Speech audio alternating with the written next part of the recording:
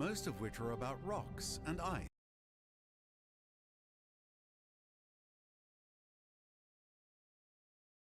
Most of which are about rocks and ice.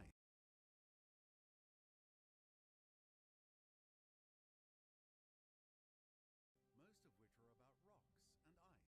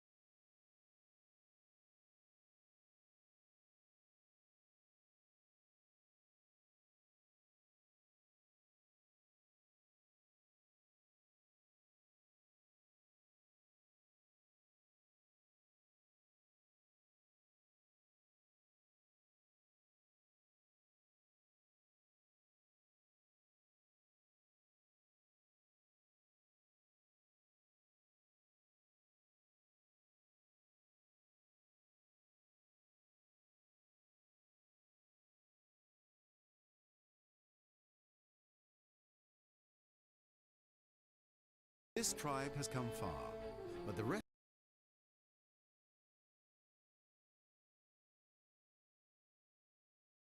This tribe has come far, but the rest.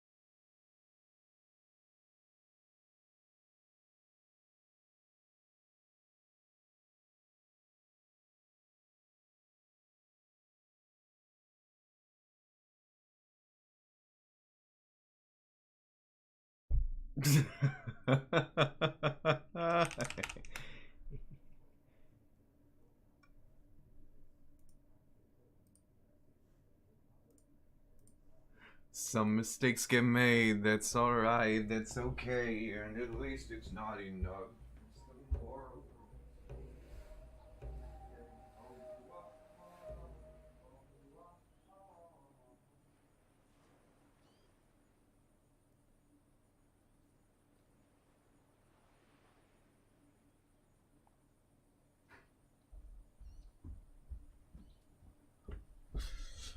Alrighty! Woohoo! Let's swap over onto the right screen so that we're doing the right thing. Well, bam.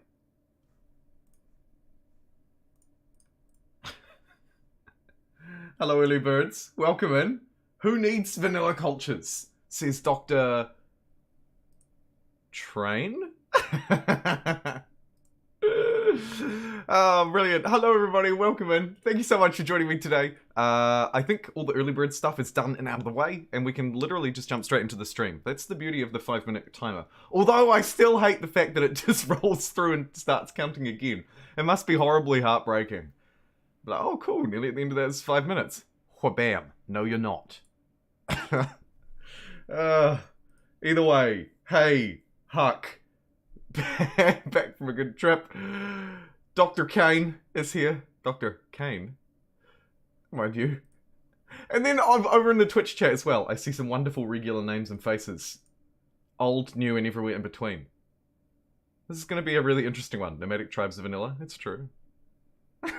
Just do a whole... I've thought about that, actually. I need to put that to one side, because I do also want to do a run like that. What I'm trying to do is just make sure that all of our everythings are just working okay. And it looks like they are. I'm assuming you can hear me and see me, and well, you can't see me. Good for you. Okay, alright, let's begin. Hello, everybody, and welcome to Humankind, but all vanilla cultures are gone. Completely wiped out of the game. Today I'm using two mods. One of them is the Culture Super Pack, which you have seen a couple of times on the channel before, linked down below. The other one is a mod that removes all of the vanilla cultures. Every single one is gone. We only have modded cultures in this game. I'll be really curious to see what it does to the AI's behavior. How will it decide its next cultures, for example? Will it plan the same way? Will it fight the same way? Will it protect itself the same? Loads of questions that I think could literally just be turned onto their heads. This looks like a fairly reasonable start. Managed to grab an extra pop on turn 1. It's important to note that I'm playing on fast speed today. Usually, or on average, I'd play on normal speed, so a little point of difference. I'm going to grab these two sciences, and we're going to get this ball rolling. Q guy! Hey! Quality of the game on the later eras. Far away, unless you think you'd like to hold your question until the later eras, until it's a bit more appropriate to what we're watching. Totally fine. Either way. And Pete is here as well. Pete, I'm pretty sure your AI is in this game. I saw a couple of other subscriber ones, and maybe a default persona. I rerolled once before I started. Because it was just awful, and I was like, there's no point in even starting with this. This start looks better. I haven't cherry-picked it, but there are a lot more resources, which is a good start. Oy vey. Some reasonable outposts down there as well. Of course, being fast speed, you have to remember that the game has 150 turns instead of 300. So, firstly, I'd like to try and play this in one sitting. I'm not sure if I will. We'll see how it goes. Also, I know that there were some time zone difficulties with daylight savings and stuff happening around the world. I'd like to talk a little bit about that as well so that I can get a feel from y'all about how that works for all of us. But I might wait and just wait for maybe half an hour or so until a few extra people have started tuning in and they've seen that the stream's live and stuff. But it is something that's on my mind. There's a 916 that I can place this turn, so I'll do it. Quite frankly. Hello,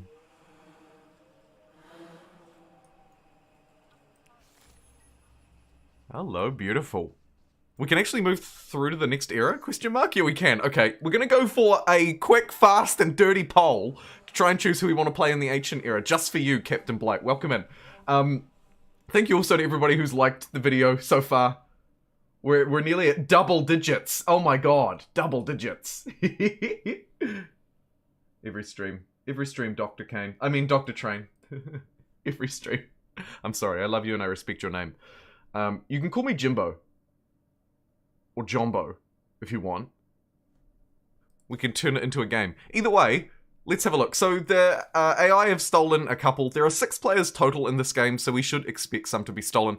This was the very first modded culture in the game, so we probably weren't going to play them anyway. Let's have a look. I'll go through them fairly fast. I'm happy to make fairly fast and loose decisions in my live streams, as always, but of course, bearing in mind that's at the cost of... sometimes that's at the cost of making the right call. Let's have a look. First we have the Acadians. Minus stability penalty for attached territories and cheaper attachment costs. Very fast expansionism. Automatically replaces the main plaza. So this is a city center district. Reverts back to a generic one when we change though. But during this era, our cities will have +3 influence, +2 faith, +10 stability, and cheaper attachment cost. Interesting. Then we have an Axeman. I feel like I might have played the Viet before. I'm not mad at playing them again, though. Extra faith and influence on strategic resources, and a combination of influence, industry, and faith out of their unique. They look like a good pick. They're an aesthete, but we won't hold that against them. Lapita, I've definitely had a look at this one before. Very spicy expansionist. Can create outposts costs. Can blah, blah, blah. Minus 30% create outpost cost. May not build naval era units until the medieval era. We've definitely played Lapita, so I might put them to one side. We have the Minoans. Could it be a good scientist culture in the ancient era? I've never played one. Science from terrain is doubled from non-strategic tiles. Interesting. Good at the start, very quickly becomes relatively obsolete. The palace gives influence and science on adjacent natural modifiers providing science. So we can have a look at our map and see if they're a good idea.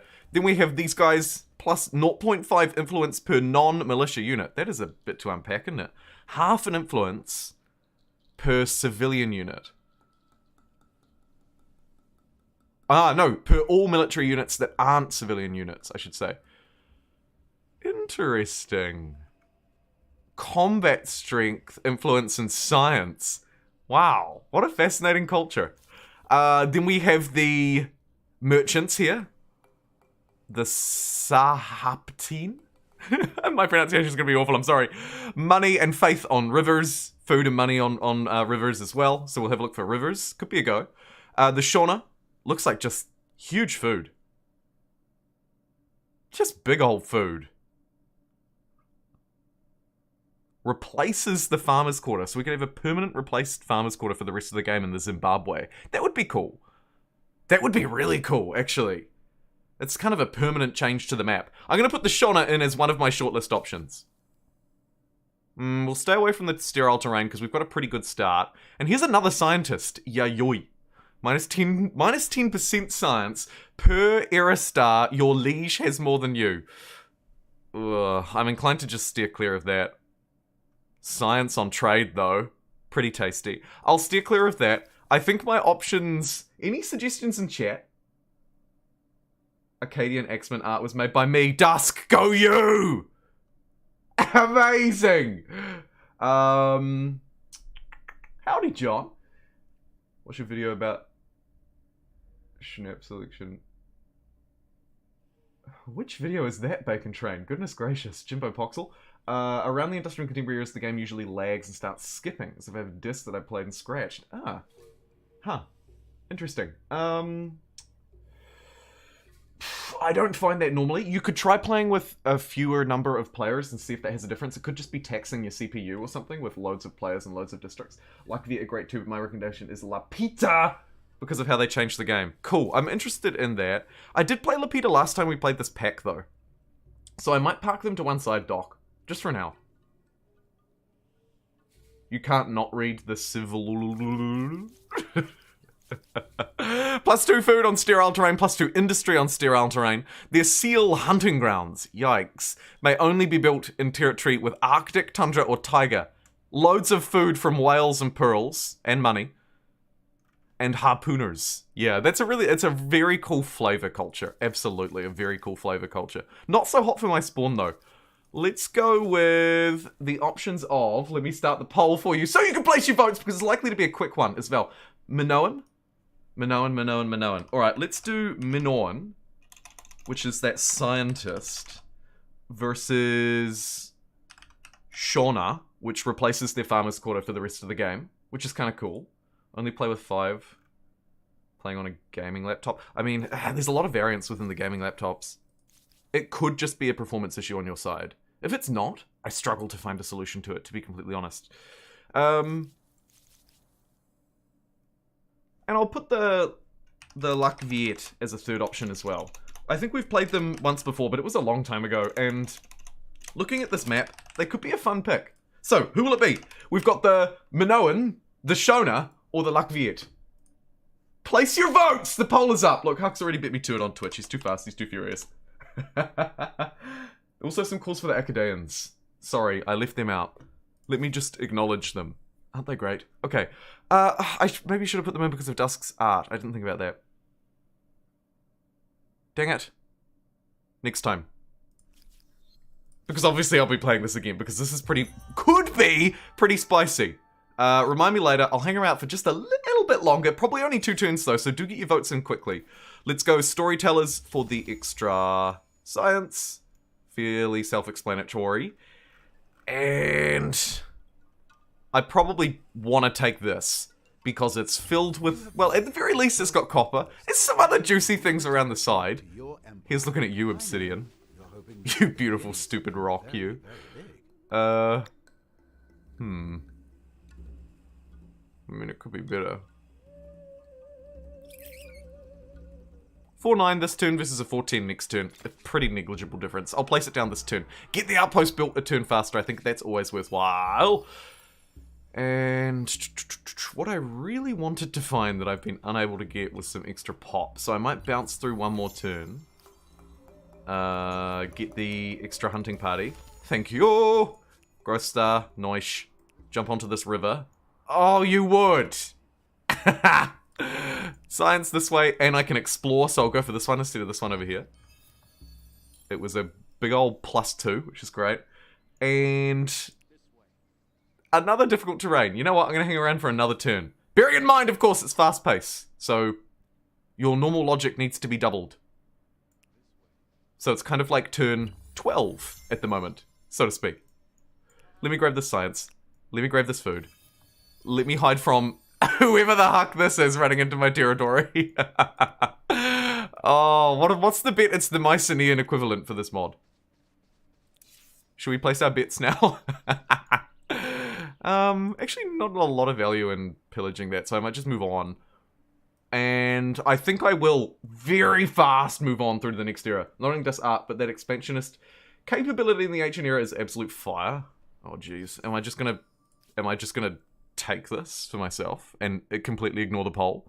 Minus 25% stability penalty from Should I assert supreme democracy, supreme leadership here and just frickin' super chat myself and in this biatch? Let's have a look. Minus 25% stability penalty from territories attached to the capital. That's probably not massive. Minus 20% attached territory cost. That's quite good in this early stage. I'm not sure about having I mean, okay. Upside, downside. Upside, this district is built instantly on my cities. Downside, it goes away. So I'm left with no unique district for the rest of the game. The Axemen look strong, and they have charge. So this is a very powerful unit. We could, if I went these guys, I would probably go for a fast rush on my neighbor. I'm not against it. For the time being, I'll acknowledge the poll as democratic superiority. The Minoans got 3 votes. And also a pretty strong vote here on YouTube as well. Again, it's early days, low number of viewers, the stream's just started. Hey, Terentius. Please don't. I vote more DLC for the game. Minoans.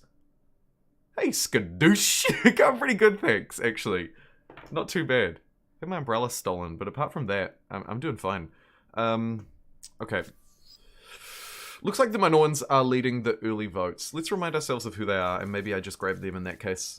Oh dear God. Oh dear God.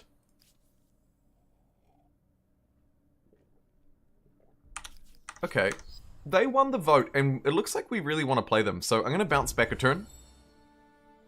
And see if I can grab them. I'll see what I can do.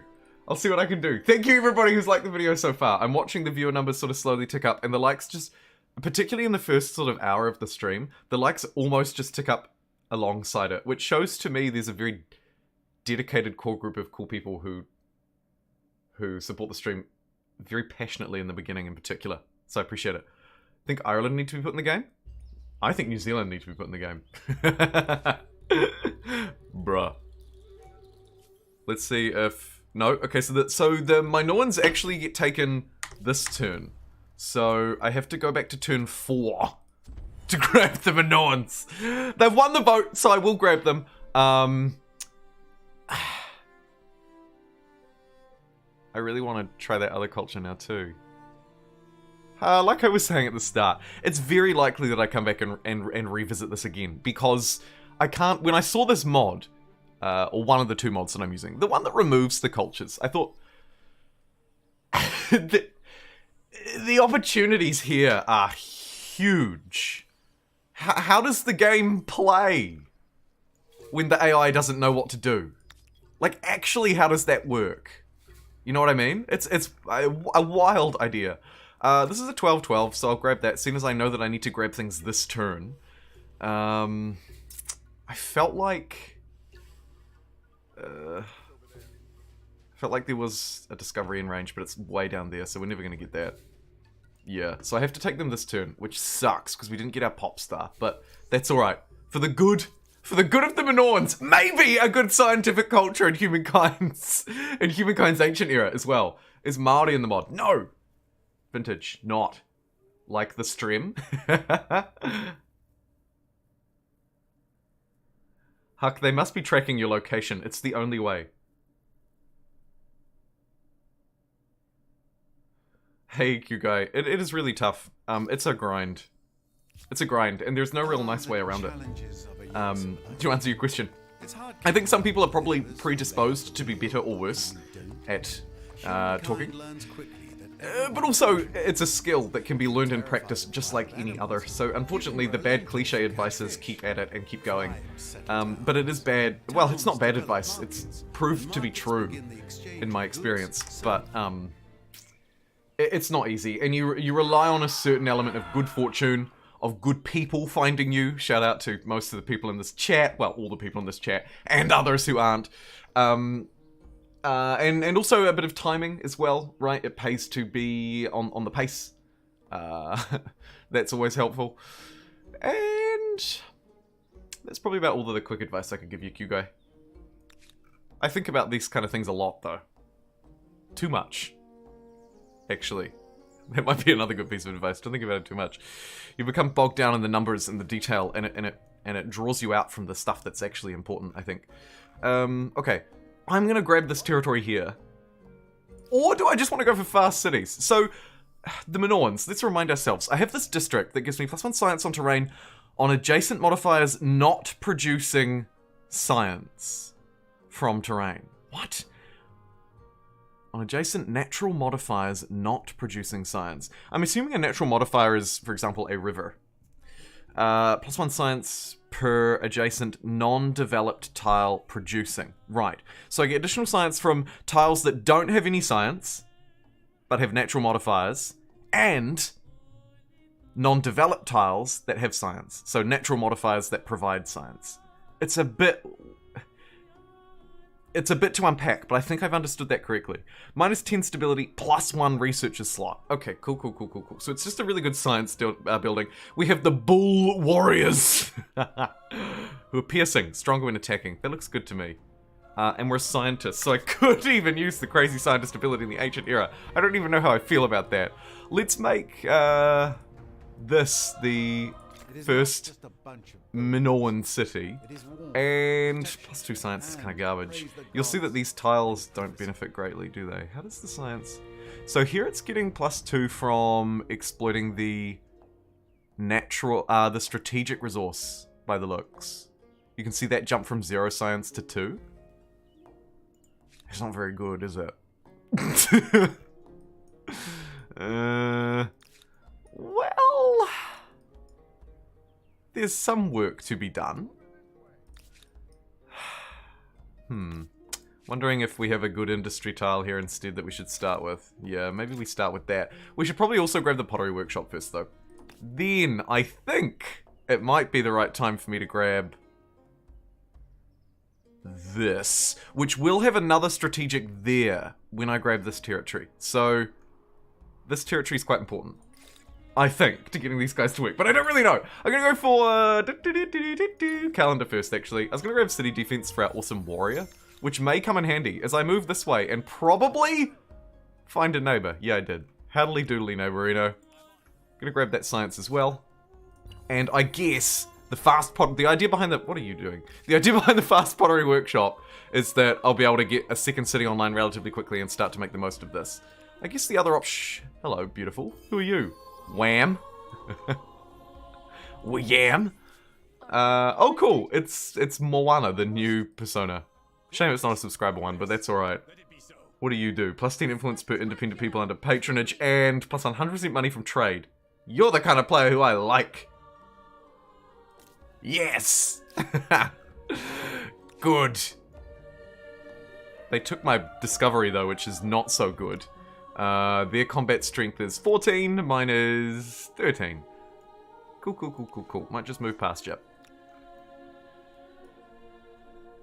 bring this unit back down this way to try and grab this outpost, which actually could also be done up here, but I might come down this way just because the placements will be a little bit easier for me, right? Where I place my city directly determines where I can build a lot of the districts in this game. So I'm going to try and place the city center close to the existing city and try and get a little bit more value out of this science district, which I'm finding a little underwhelming, it's gotta be said. Hey, Naderade! The real though! Nice to see you! Thank you for tuning in and bravely commenting. I know it takes a little bit of courage sometimes. Soon all will bow to me. I hope so, Deathblades. Hey, Naderade, life is good. Brilliant. Good for you.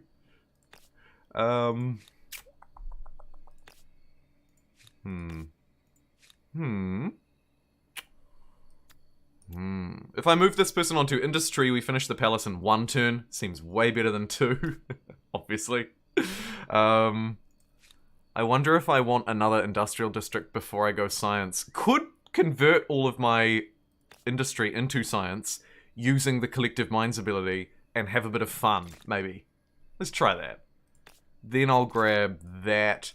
I will get you down here to snag this little patch of dirt for me. Hello, please. Dirt patches, thank you. And I think I probably want to sneak my way back this way and grab these horses, because it looks like, aside from a horse which I think is up here, this could be my best bet at early horses, and this guy's gonna steal them off me! Stay away! Yep. Immediately stolen. Cool, cool, cool. Can I pillage these? 9 turns. It's probably not worthwhile. Looks like we've also met a player with a bomb as their symbol. It's Quill. Not as bad as seeing the default personas. I don't mind seeing these influencery ones. Hashtag give Jumbo an avatar. Oh dear. Okay, domestication. Online. Boom. Let's do this. No? You're just gonna fight me instead. I'm gonna retreat because this is a fight that I kind of want to take on 2v1. I would have liked to get that to grab that discovery, but that's alright. I'll try and sort of send this dude up this way. We'll try and bring these units together. Let's attach this fairly quickly, rather than going for the second city this time. I'll grab the resources first. Trade luxuries with Pink Quill. It is an incredible likeness with those personas, actually. Well, a pretty good likeness, anyway. Maybe I shouldn't say incredible. People might not be happy with me saying that. Let's get a warrior. Let's try out one of our bull warriors. Yeah, baby, $50. Don't mind if I do. Awesome. Actually awesome. This will give me some good little bit of extra strength, and we'll go and bully this guy who's just being a real pain.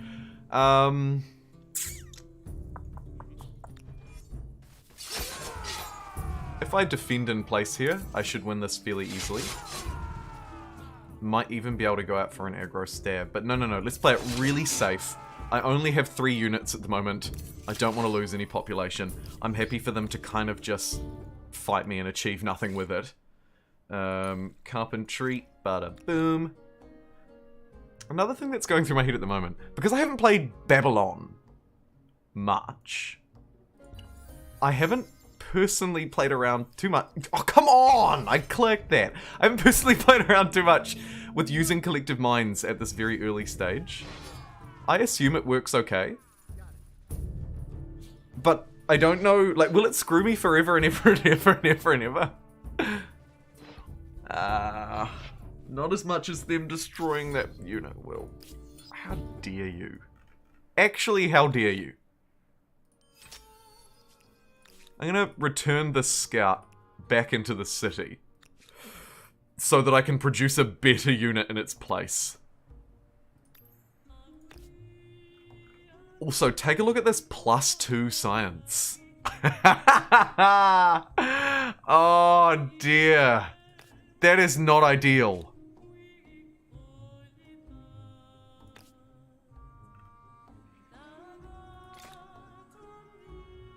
Interesting. Let's build it, see what it looks like. If I put these 2 people on industry, they can do it 1 turn faster. I don't think that's worthwhile. I think we'll try and build this place up. I've got my 1 warrior who actually will help us improve these units by chopping down a tree. Put your warrior skills to good use, Chief. Grab bronze working too. Brilliant. On holidays in South Africa just now? Oh, now that is really brilliant. Advice for a Civ 6 daily player coming to Humankind. I'm struggling in the ancient and classical era. Raven. I have a few videos on the channel, but some quick advice for me would be to jump into trade as soon as you can. Much more important in Humankind than it is in Civ. Other differences. It's in Humankind, it's more about the journey, so I would recommend that you spend longer in those eras than you may already be spending as well. The key is to try and build up your fame if you're trying to win. So that would be my other quick bit of advice. Jumbo confirmed bad at Humankind. Have I decided on a plan for streams? Can we see more Elden Ring in future? Yes, Strange, yes you can. I posted another vote yesterday, and again, Elden Ring won the vote. So again, this week, probably on my Wednesday stream, I'll do an Elden Ring stream again this week. I'm gonna buy an Xbox controller later today. Pains me as a PlayStation man, but the DualShock 5 messes with my audio and all sorts of setups, and I can't really seem to override it. It would also be handy for me, as a bit of an Elden Ring noob, to have a controller that actually matches the on-screen prompts. So yeah, there will be another Elden Ring stream. At least another one later this week, because I'm really enjoying it, and it seems to be going well. Also, I just heard a little ding-a-ling, and I don't have my alerts up, so let me bring those up. Oh my god, it was Amplitude Studios! Oh, brilliant! Hey! I was just answering some questions on YouTube chat. Sorry, Twitchers. Welcome in, Amplitude. Thank you so much for rating us. Rogan, I really appreciate it. I assume 39 of you popped in for a look. Welcome in, everybody. I'm playing with 2 mods today. If you're just joining us, let me catch you up. Firstly, I am playing with a mod that removes all of the vanilla cultures from the game. You'll notice that I'm playing with the Minoans. Who are they? This is their unique. You can read about their palace here if you like, while I talk about my other mod, which is adding in adding in many new cultures in their place. The Humankind Super Culture Pack mod. Basically, I've removed all of the default cultures and replaced them with a whole load of modded ones, thanks to Uncle Tufar and the wonderful community behind Humankind, of which you're likely to be a massive part of. So again, welcome in, friends. Thank you so much, Amplitude. Really, really super appreciate that raid. Let's do it. Apologies for not welcoming you as soon as you came in. I was too busy gasbagging about other questions. So what I'm going to do with my unique, which is, by the way, if you're just tuning in, the Minoan unique unit, the Bull Warrior. This puppy is stronger than a normal warrior, and it has the piercing promotion, which makes it stronger when it's attacking. Pretty good thing for a warrior to have, no? I'm going to try and use it to my advantage. I'm just not sure if we'll go to Wiam or to King 8. So King 8 is led by Quill, agrarian culture in the ancient era. The brown empire to my left is the Sahaptin culture, led by Moana. The one that I don't fight, I'll trade with, obviously. So, maybe... Oh, you've got 2 silk. I think I'll buy Quill's silk in that case, and we'll trade with the person to my Never Eat Soggy Wheat Pixel West. Because that seems like a good move. Also, a really great move. +5 influence on main plaza, and create outpost costs cheaper. This will do great guns for our future expansion. Although, actually, speaking of future expansion, without any warriors, that's going to be kind of tricky. So let me buy the palace. Let's put everybody on food because we're about to train a dude. And let's get another warrior so that I can actually go out and claim some of these territories. Kind of an oversight on my part. But also that's what happens, I guess, when everybody fights you. Are there any territories left to claim? I've got one in my pocket out to the left here that I don't need to focus on right now. What I do need to focus on are the ones that are sort of bordering up against my foes. So let's send this warrior down here. Let's send this one in this way.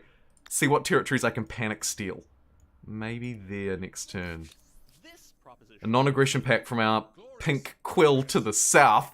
That is good news for us. Let's trade their silk. A reminder, silk's an industrial resource. That's why I gunned for it. +4 industry on Maker's Quarters is what it's providing. And I built a couple of Maker's Quarters at the very start here on Knossos, which we'll name after our Amplitude raiding party in lieu of donations. Boom. This city goes out to you, Amplitude, for whatever that means. For whatever value you consider that provides. Shall I improve the copper mine? Yes, because this palace is not providing, frankly. And then probably the lumber yard is a really good improvement. Actually, also the farmers may be better while I still have people looking at farms. Yes. Great. Nuke them both? Well, Naderade. Absolutely. Give Naderade just shouting, "Give Jumbo an avatar! And don't forget to like the stream!"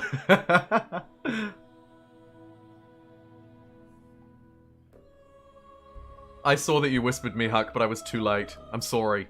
I was too busy gasbagging at the YouTube chat to notice it. But now that you're here, it's great.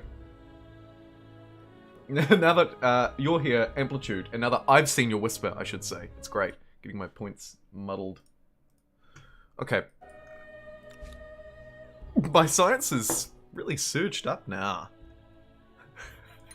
Thanks to those buildings that I've been berating as crap, maybe? I don't know. Also, a reminder, I'm playing as a scientific culture, so I can actually beeline through and grab some really good stuff. And I should, particularly if I'm going to go for an early war. It's a shame we don't have access to an upgrade to the archers, because that crossbow upgrade is really powerful. Other early unit upgrades include swordsman, but the swordsman will replace my unique, which is obviously still a good replacement, like, very clearly. But it is a little bit of a shame. Trade expeditions could get me out to find the New World. I could take that option. Or we could go for the fast city and research quarters, which actually, as a scientific culture, maybe I might want to do. So I'm going to jump to philosophy, then trade expeditions, then standing army, and then craftsmanship afterwards. And just going to kind of let the tech tree do its own thing. And put it completely to one side. This dude, speaking of completely to one side, is going to need to quickly run out here and do a bit of land grabbing. As you can see, the city of Wham is rapidly encroaching on me, so we're going to try and jump out and grab some stuff, and always, always, always pay for the protection on that event, in my experience. It's just not worth the negative consequences. If you can afford it, you should do it. Counter the non-aggression pact back at these guys, because frankly, it doesn't matter.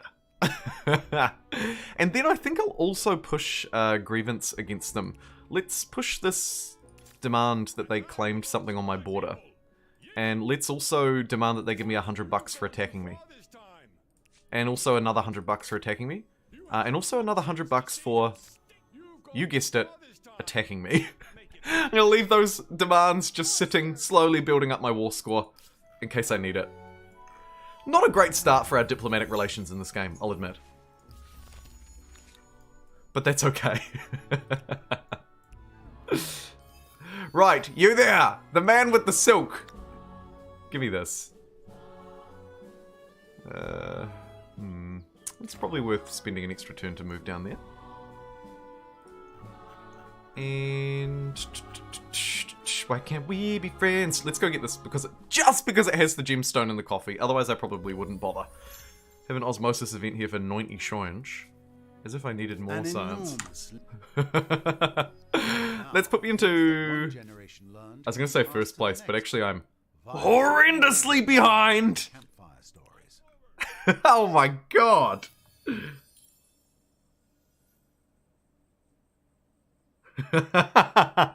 Huck, what a tweet. Wow, wow, wee wow. Hey, here's a good tile for being next to my unique, because it has science. So... although if I go here, it seems to remove it. Does it remove it? Surely it doesn't. That would be a bit silly. Let's see. It doesn't. Great. Okay, good. Because I can place it here and maybe exploit this Or maybe place it here, actually, and exploit this and get some future adjacencies from this strategic resource. Oh my god, he thought ahead. Fantastic. +6 faith on the main plays A. And... Are you pillaging my outpost? Oh, for the love of God. Okay. Come here. Come here! Yeah, you better run, you big dingus. All these deploy points kind of suck. I'll stand on the one that doesn't have a river. Put myself in the low ground.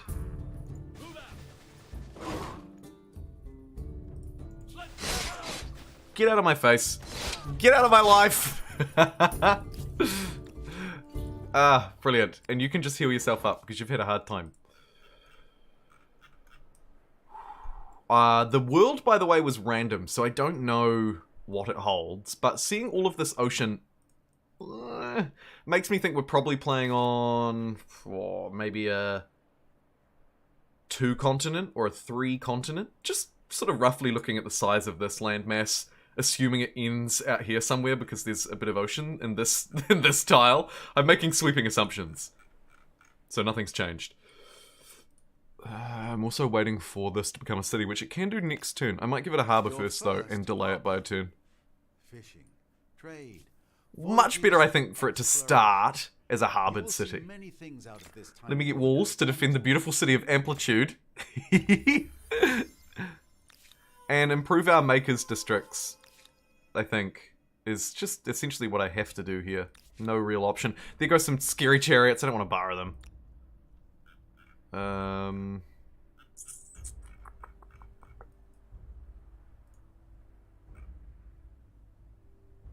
This is an interesting question. Do I improve this turn? I could still build a city next turn. Either way, it's going to be next turn, so might as well, right? Add some extra food into Amplitude.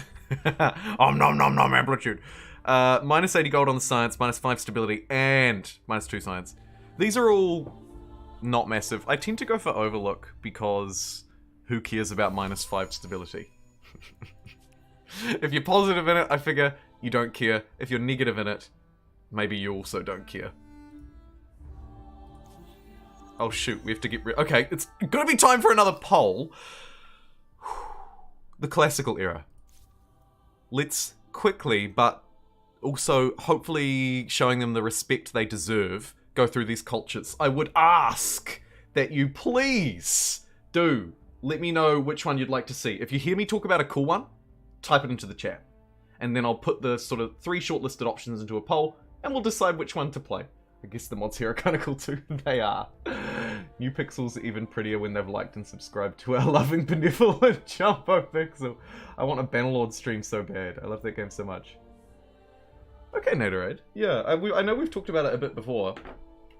Bannerlord for me is kind of in like a tier 2 stream priority for me. Doesn't quite hit the tier 1 priorities like a game like Humankind might. But it is something that I love, that I haven't spent a huge amount of time with, so it would be a bit of a newbie experience, Naderade, but if you're okay with that, I'm okay with that. Okay, let's have a look. Our luck. +5 industry per fortification. So huge fortification synergies here, as well as stability and movement. Looks like a sort of an improved... oh my god, look at that. Woof. That's pretty cool. The rest of it kind of looks like an improved Assyrians. Next we have an aesthete culture, which is providing us, the Chavin, providing us with influence, oh no. Influence on territories following state religion, religious districts, okay. I might steer clear of that. I don't know if this is going to be a great religious game for me. We then have the Han, +1 science on Maker's Quarter, +3 science on strategic. Huh. This has some interesting synergies with the Minoans. We could build a science/industry modded run with an undertone of aggression coming out of units like this, maybe. Their papermaker provides science per adjacent makers and money, and it counts as a makers, not a science district. That's pretty cool. I'm going to put Han on my shortlist. Hello, Vetty. So it's the +2 fame per existing migrating tribe on all ransacks. Wow, that is really niche. I like that. So these guys sort of have the upgraded outpost. Your outposts become these upgraded outposts kind of vibes. Very powerful, unique there. Not going to choose them. +3 science on. We've already put a scientist in, so I might leave this one out. But just as a quick flavor mention, science reduced for every district in the city. +15 science. +1 combat strength for units in or adjacent.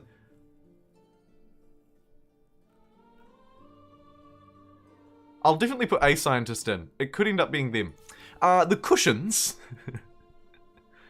Don't laugh. Money on trade routes. Whoa. And all of the gold producing resources.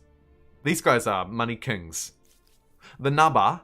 Influence on tiles. On exploited tiles not producing food. This feels a little niche for me. Food from terrain on adjacent tiles is doubled. That's like an Olmec district, but actually good.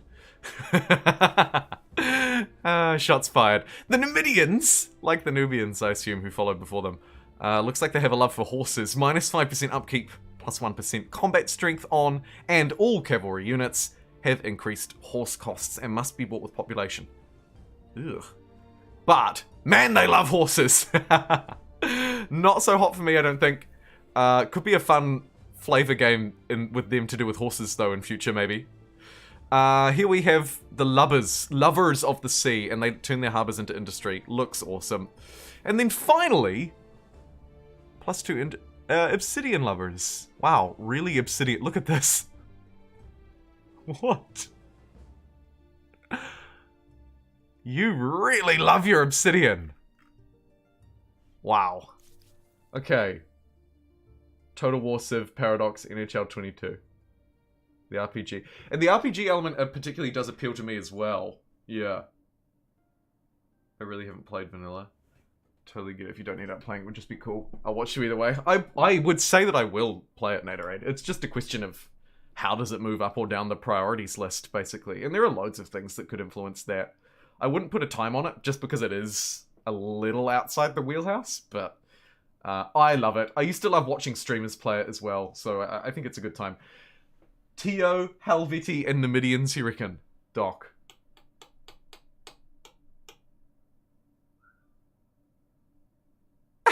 Naderade, do I push, pull, or legs for my workout today? Chang immediately said pull. Like, there was not even there was barely even a moment to think. Chang was like, pull.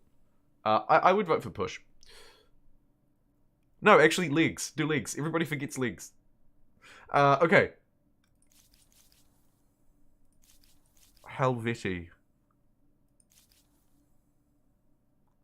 I don't think I have enough outposts to get a cool Helveti game. The love of obsidian that comes out of Tio makes me think that that's pretty funny. So, I'll end this old vote. Thank you for voting for the Minoans. It was overwhelming majority on both platforms. Let's crank up a new poll for the classical era. Come on, poll. You can do it. Come on, YouTube. I believe in you. Never skip league day. Good advice.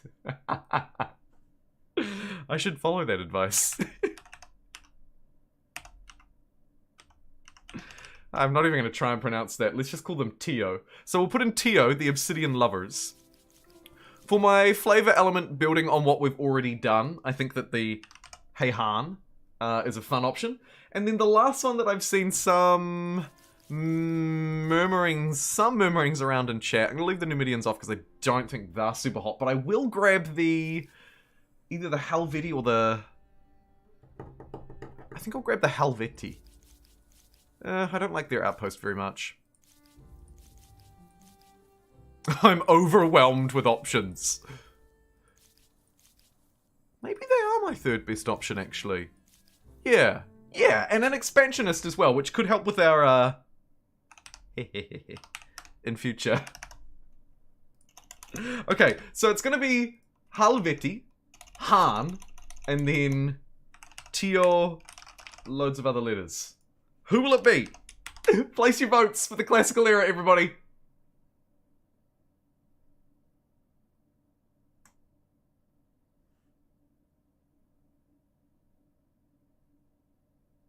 Another game I've been wanting to play on the channel for a long time is Stellaris.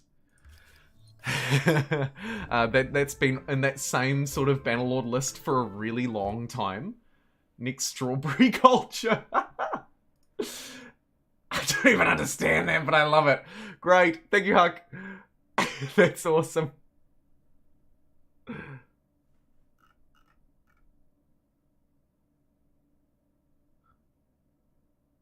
My YouTube chat is coming through really slowly today. Hey, Hoff, nice to see you, though. I suggested this to Uncle Too Far. I take 5% credit. And what a great suggestion, honestly. Such a good idea. Let's just rip the basic cultures out of the game and slam in our new ones instead. I was thinking, actually, Hoff, and I'm not sure if this would logistically work, but could be fun to try this alongside your Avatar collection as well, right? Removal that literally just make this game Avatar The Last Airbender Humankind Edition. Just remove all elements of the default ones. And I had one other idea along those lines as well, but I have a proposition for you. I mean, I I think that the opportunities are endless, and I'll probably only just scratch the surface in this stream, which was why I thought we'll play it on fast mode. Okay, I'll just withdraw my demands because they were like, well, then we'll fight. And I was like, no, please don't fight me. But we will fight them. I just need a little bit more time to prepare. Wabam. Phaistos. A city worth defending. Stellaris is so good. Stellaris is so good. Elden Ring is also incredible. And I'm not even a Souls player. And my god, I've fallen in love with that game. I actually wanted to just play it yesterday, personally. But I ran out of time, basically. But I was ready. I was like, I'm just going to play Elden Ring today. Not on stream, and I don't care. Really bad spots here for this. +1 science on terrain. There's just no terrain, is there? +1 science from terrain on adjacent natural modifiers not producing science. And then +1 science per adjacent non-developed tile producing science. Very hard to achieve that. I'm just going to heal this unit up and send it up this way because it looks like I've got even more DBs on my border. So, will this Also horses, hello? An ally or an enemy? A barrier or a blessing? Hello? Their future may not be in their hands. We don't need people on money. Seems like a dumb waste of time. Food is a little bit low. With only one obsidian, I don't like my idea of being the obsidian lads, so maybe I do kind of need to push through here a bit more. Let's get 2 more bull warriors out of the city. Sorry to its population. I'll make it up to you by building a farmer's quarter afterwards. And then your dumb unique that is providing me literally no science. It's due to my placement of it, of course.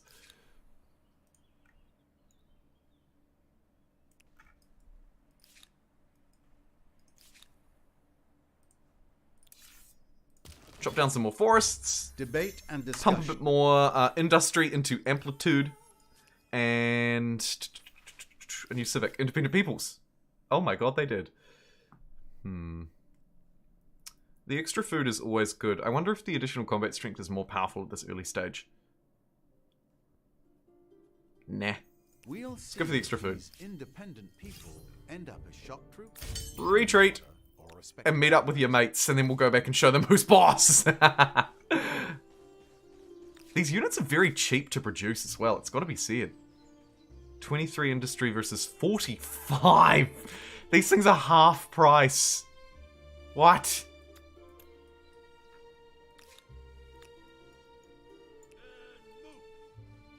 Ah, yay, vey. So, these independent people to my north are just destroying me with power. So I'll build another bull warrior, I think. Like, right now. And then try and bring these retreating units back together here in this city. Because it looks like I'm going to be running into trouble immediately. Yeah, look at that. These chariots are wasting absolutely 0 seconds on trying to fight me. Do I have organized warfare unlocked? Yes. That means that I can fight with this lone unit and pull these others in on the fight. You just hide behind your wall. Okay. Just for the time being. That's a good move. I can't pull the others in on the fight. I'll just hold the line in that case. Oh my god, we're taking big hits. Jesus. I mean, really? Okay, let's get this unit over here as well.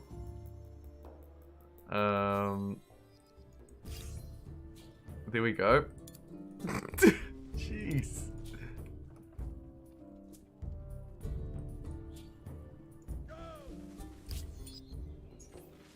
Army composition, just in the nick of time. Let's get +1 combat strength on our units using that. Shouldn't have to do a job unless they want to.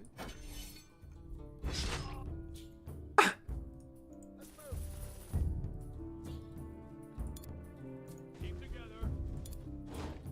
Come over here. Eyes forward. Oh, it sucks to be defending on the low ground. I might, in fact I will, definitely move out of there.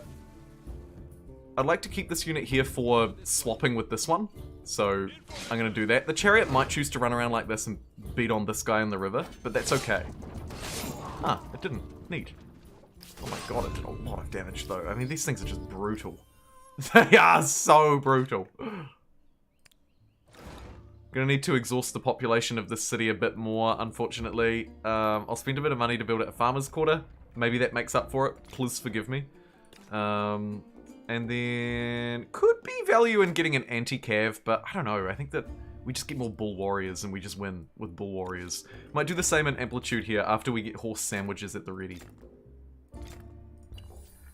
Nice.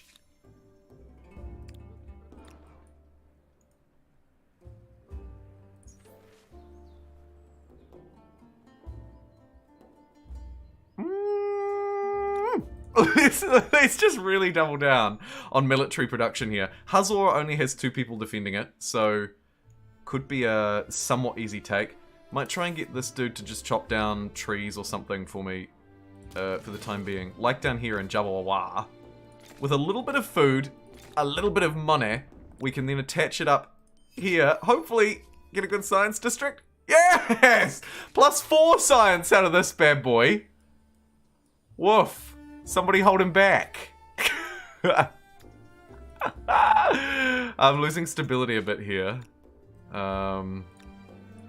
Maybe get the holy site down then. Firstly, keep my influence generation high. I'll waste 2 turns doing that. Send the invaders to the north. Look at these chariots. I hate them. They're so good. 2 populations for a turn worth of industry. Not worthwhile. We'll hold. Most And we'll grab leadership. eventually yield Leadership. to the onslaught of more brains. With a capital P. Perhaps we have some common ground. We'll buy the horses and copper off of our neighbour to the south. Pumping a whole lot of food into our cities. And, stuff it. Let's put these bull warriors to the test. What do you got for me? Not a great spot to attack from, is what they've got. It's got to be said. Maybe we can get a flank going. Maybe we could block that spawn. That's good. That's good. I mean, this is not good. I'll have to take some sort of not very favourable moves here. It would be nice if I could get this unit out of the river. Like this. Do this weird...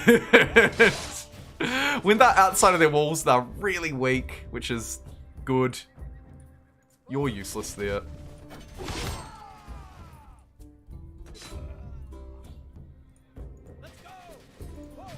But you're much better here. And that's that city taken. And I'll keep it too. And we'll discard the bodies. Oh, jeez. And Hazard's gonna get a +6 palace. Yes! Nice one, Hazard. You did it. You got value out of our unique. Joe is still looking down on us in shame, but you got value out of it, you big legend. A little bit of industry, a little bit of harbour down here. Try and glow up these outposts so that they're ready to become cities. Speaking of ready to become something better than we are, am I ready to move? No. I'll get my scientist star and then I'll move.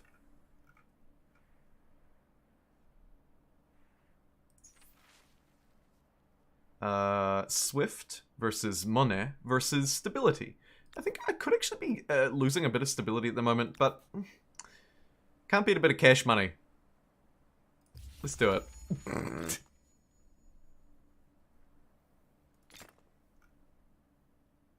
Oh my god, I have the resources required to build some chariots! Let's get one of those. They're very powerful.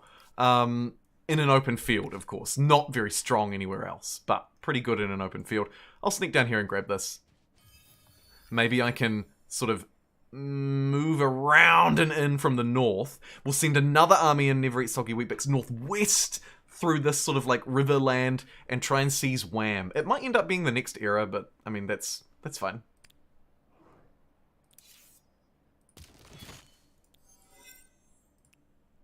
I also think that spending $3 to heal these units and then getting them to chop a forest is probably better than whatever other crap was about to go down.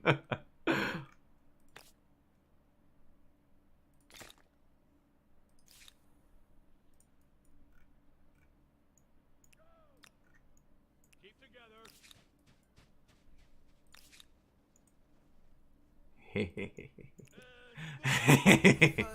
Okay. Army number 1 is ready on the border. We get them to chop down a tree up here while they wait. Army number 2 is starting to be built. Amplitude has 0 population, but it was able to build that unit for me. That's cool. I'm wondering if we might attach this territory, or maybe this one actually. Yeah, let's attach this territory. No, attach this one because this one, Al-Thafar, could attach up to Wham in the future. So, Amplitude's gonna grab old Gyalxar down here, and then produce some freaking some House of Scribes. Nice!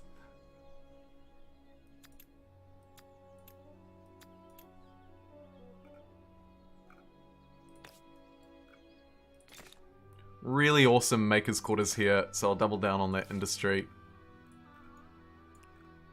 And forward march! New independent. Oh my god, Lulu Barn, let's take it while we're here. Time will tell if they are helpful, Yes! hopeless, or history. Come over here. Go for the high ground stab down on that bad boy. See ya. Let's go. Try and bring these guys up as well. I don't like that. That probably hurts. Yeah, that hurt. Ooh, but they ran away from the flag. The AI never does that. What the? Interesting. They genuinely chose to go back and defend. And save their unit. Instead of just hopeless. But then they ran in and did that. So it's ups and downs. It's ups and downs. Oh, killed a Ben. Let's get a mod where everyone is Olmec. You sadist.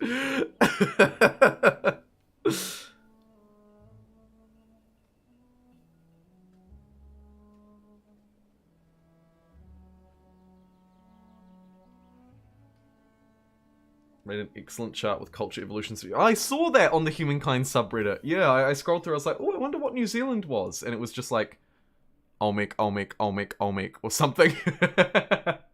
Unfortunately, not a great history for me there. But I did see that chart, and it was a really fascinating one about how the cultures... It's on the Humankind subreddit, by the way. Huck just mentioned it in chat, and it brought it to my attention. Thank you to everybody who's liked the video, etc., etc. Yes, it was really fascinating. A lot of the minor nations of the world, of course, weren't super well represented. Again, the New Zealand example was pretty funny.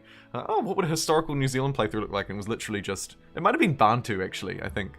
It was just like, play Bantu, every era.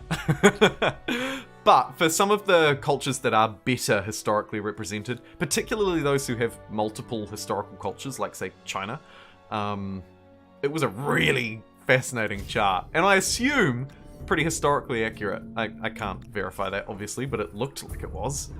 It's from what I knew, it seemed like it was. There'd clearly been a lot of thought put into it. Or not defending that archer was a bit of a faux pas, although it didn't matter. Nice. Really nice, actually.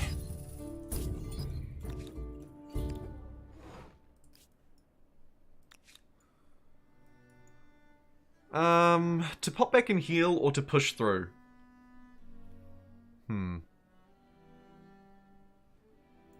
I'll push through and hope they don't have reinforcements here. If they have reinforcements, then I'll be forced to retreat or do something daft, but it looks like they don't. They do. They most definitely do. Put our healed dudes at the front, weak dudes at the back. Hope to just kind of brute force this. Also with high ground to my advantage, I should be able to.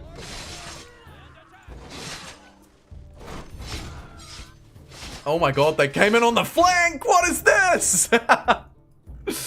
Oh, jeez. Secure the flag. And, can I get you out of here? Yes, you need to get out of there, bucko. Actually, you kind of do too, sorry.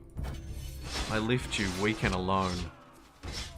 And as a result, you perished. I can't help but take responsibility for that. Okay, reinforcements are going to have to come back here, I think. I'll keep this unit here so that it can jump in there if it needs to. All I want to try and do is hold this flag and hold the line. And it's what I was able to do. And wham bam, thank you ma'am, there's city 4 out of 4! Again, taken from the AI, and we unlock Cultural Blessing, which is so freaking good! If you get this civic, you must take it, particularly if you've gone down the route that I have here, of taking AI independent cities, right? Multiculturalism is so strong. Plus 10 influence from assimilated peoples. It also counts if you've stolen their city by force, by the way. I'm almost certain on that. Yeah, look at that. Plus 10 influence from multiculturalism. Bam. I assume it doesn't also retrospectively apply to existing cities, does it? No, it doesn't. That would be a step too far. But nice to see it does actually work up here.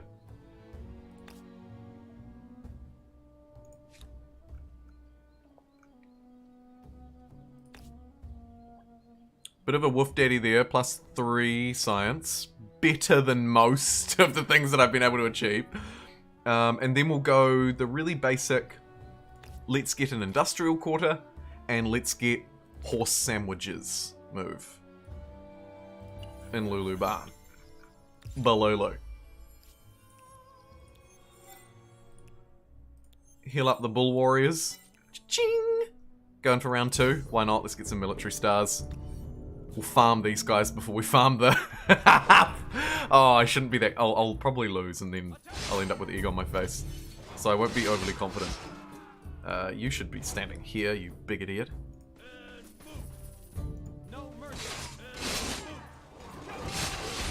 There we go. Smooth like a baby's ganoush. And you know what? I'm feeling good. Let's claim a wonder. Unfortunately, the AI have very cleverly stolen the 2 good ones. Could try and save my religion with Stonehenge. Stuff it, let's do it.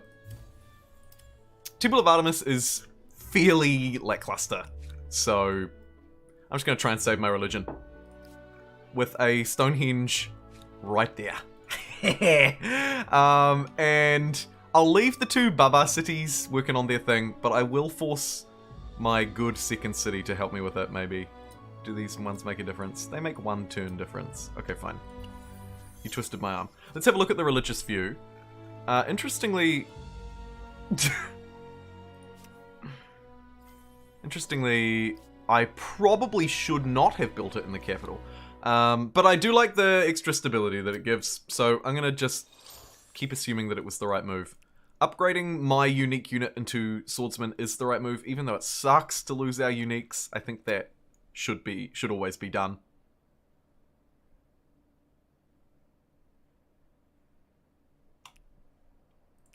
Likewise with these mad lads. Ching! And you. Ching! Get you over there. Same with you. Thank you. Well, I mean, Hagamatana's right here. We might as well also take that. Oh, jeez.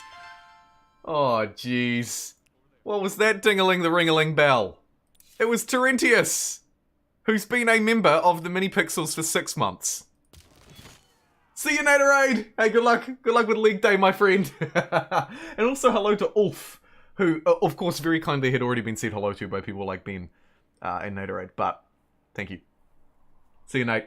And also, Terentius, thank you for 6 months in the Mini-Pixels. Time flies when you're a big moron playing Humankind, huh? I'm talking about me, of course. Thoughts on Distant Worlds 2? To be brutally honest, looks like a good game. At $63, it is, for me, this month, not something that I'm interested in. But it looks cool. I've watched a couple of videos on it. I love a Space 4X game. Stellaris, we played Galactic Civ last week. That was fun. It looks like a good game. I can't fault it, but to be perfectly honest with you, just don't really know enough properly about it to really pass any proper judgments. Like I say, my sort of big game purchase of the month this month was Elden Ring. I probably won't get Distant Worlds. That's kind of my thoughts on it. It looks good though, Trentius. It does look good. Maybe down the line when it goes on special, or if my finances go up, or if its cost goes down, I will buy it, basically. But at the moment, it's not... It doesn't make it onto my shortlist. Yeah, it just doesn't make it onto my shortlist. Because, let's also acknowledge, as far as shortlists go, it's really an inverted comma shortlist, because it's actually a very long list. I suppose I'll there grab are personal some- rights because it can have strange interactions with districts moving forward, making them cheaper, making them more expensive. 2 more technologies would get me this gold star. Are there any cheapies back here? Yeah, let's just get these. Let's get irrigation and sailing, and then I can be done with this era in This 3 strange turns. monument called Stonehenge. Stonehenge. Impressive. Huzzah. Begging questions. I'll start to finish off these palae, or palaces, as normal human beings might call them.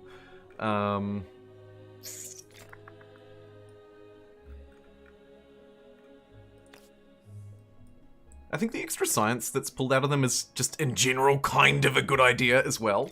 So I might extract those strategic resources ahead of some of this other garbage. But first and foremost, a word from our sponsor, Swordsman. I'm going to get a couple more of them because I think they're important.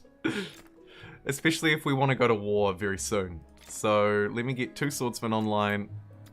Put people onto food maybe to replenish the populations that we're about to lose. Yeah, baby. And call that a day. Brilliant. You. Attach the resources! And make some sandwiches out of these horses. Thank you kindly.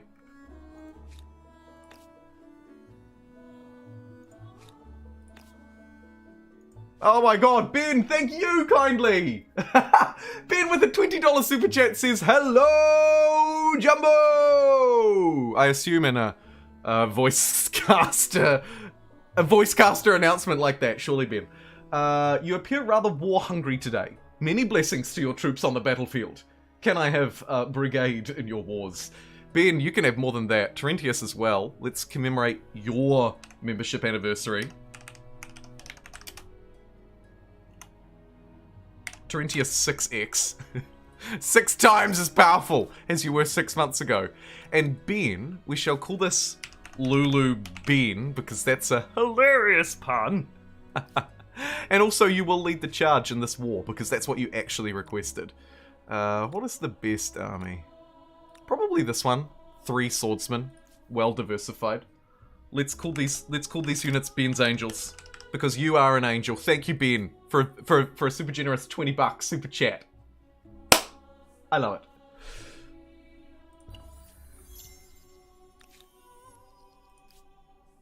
Ooh. Ooh, shoot, we found Halong Bay. Would have been nice to put a palace next to that, maybe. And that. Oh, that's a shame that I didn't know that was there earlier. I could ransack the city and rebuild it, but I don't think that's needed. Seeing as I have all of my other stars except science as well, this feels like really the ideal time to go scientist affinity.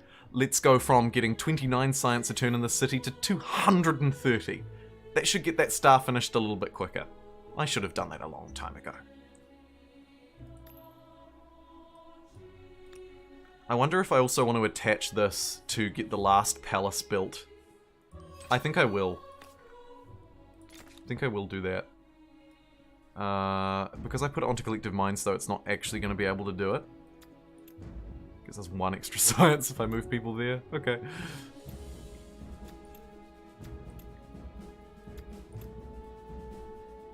Ah, that is a shame. Could fire people out of the city. If a little knowledge is a dangerous thing. Or save up my cash, I guess. I think now I'll save up. So long as we're still growing, I'm making more than enough science out of here. You can see it's still about 260. So sending all those people out had a pretty negligible difference. Let's leave Ben's angels back here so that they're healthy and safe. We'll reinforce if we need to, but this looks like an overwhelming siege. So I'm going to grab this city as well, and maybe burn it to the ground. Or maybe keep it, actually. Fast cities are good cities. Even if they're bad cities. I hope that makes sense. It probably makes zero sense. Hoon this chariot over here for the ultimate high ground stab against that DIPSHIT. And then move these units here. And yeah, just completely destroy, I think. Just completely destroy. Keep that one safe, I guess. Sure. Oh yeah. Oh yeah. I hope they send these ones through. Ah, they didn't. It's fine. Another palace down, plus 6 influence if I slam it over here. It's not providing any science, but I guess that's okay. Could get a scientific district. But first, let's get the pottery workshop, as always. So important. Maybe also a maker's quarter.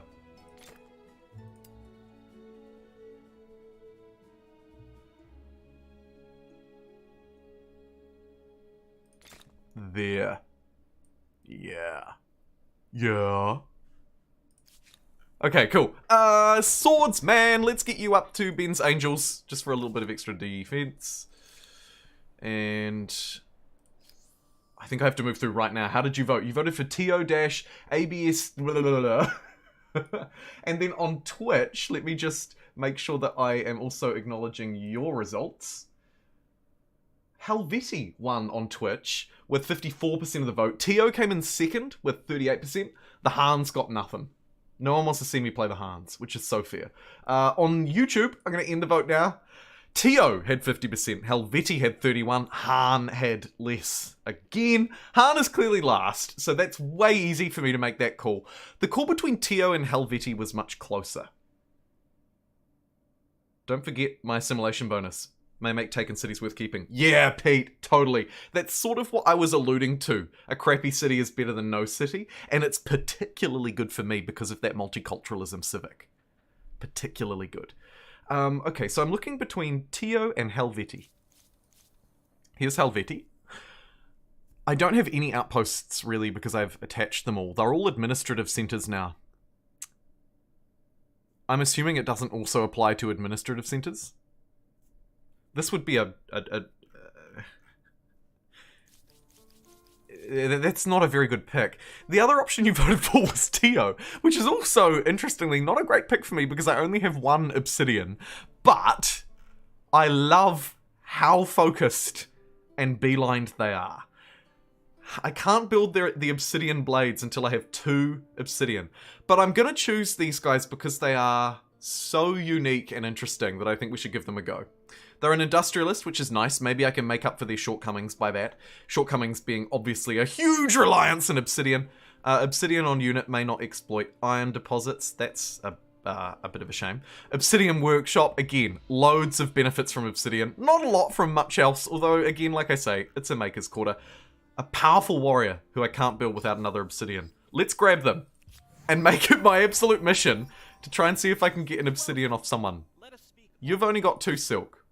Do you have any? Do not waste my You also don't have any Obsidian. Maybe we send a unit out into the ocean in that case. Yes.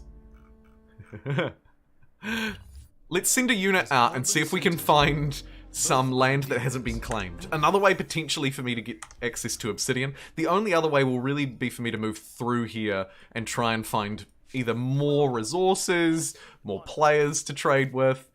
Just something that can bring Obsidian into my wheelhouse. Huh. Gotta be said, the yields on these Obsidian workshops aren't terrible. Here I can get 9 industry, 6 gold, and a little bit of other stuff. Here, if I smash down this farmer's quarter, I can get an insane yield. It's really only stability that it's offering over moving here, though. So, I'll just move it here.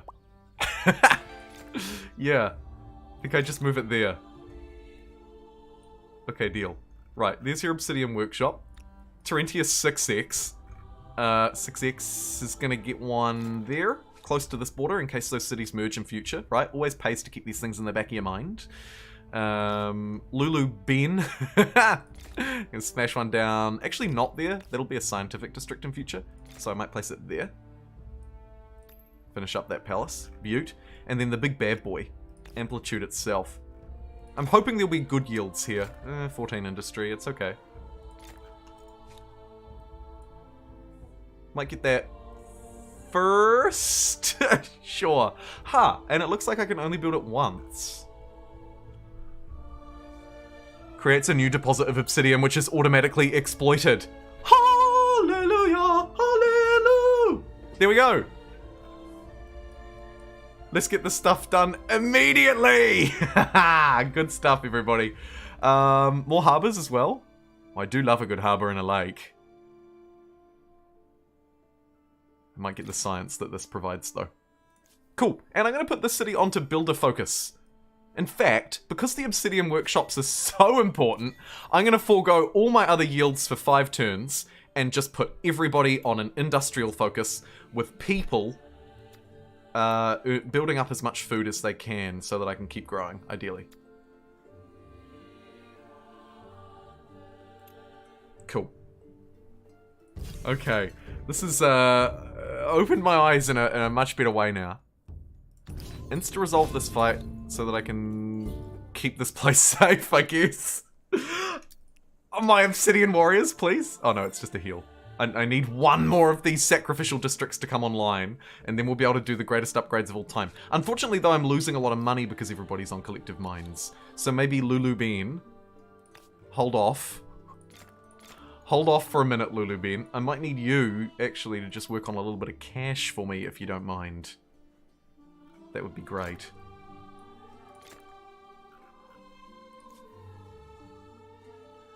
Minus 30% unit industry cost. Ugh, I'll refuse that. It's painful, but I will. State religion is going to be difficult to build up without population too, so keep that in the back of my mind. I got a lot of things in the back of my mind. Hey, Ariane, I'm glad you like the guides. Let me know if there's any particular that you'd like to see in future. Happy to provide. About those bull warriors? Are they good or are they bullshit? Not as good as I first thought, to be honest. Not as good as I first thought, but to be fair, and the Mycenaeans in the default game know this as well, a replacement to the default warrior is actually usually a pretty good unit, even if it's not, you know, massively overpowered, OMG, spiffing Brit, I broke this game good. It arguably doesn't need to be because of where it's placed and how early you earn it. You're going to take big damage if I try and sail you across the sea. I'm willing to risk your life for vision, though. Sorry. New wonders to be claimed. Lighthouse of Alexandria would help me with that vision and movement speed. Mausoleum of Halicarnassus though, +2 science per district on city or outpost. This could combo well with some of the stuff that I've already got. I don't know if it actually will or not, but it could, so we'll try it. Let's get the Mausoleum of Halicarnassus. Smash down... All I'm doing here is looking for any spots with particularly good yield in this city. There are none. Maybe over here I could get some food and some vision? Yeah, okay. I'll build it here. And just like last time, because stability is becoming an issue in the capital as well, let's get as many cities as we need to on building it. Try and maybe oh no, I literally can't. 4 is as many people as I can have in your army, Ben. Ay, ay, ay. You guys can just chop down some trees while we wait. Knowledge authorities. Great for science out of trade. Too expensive for my poor blood at the minute. But that's okay. We'll make do.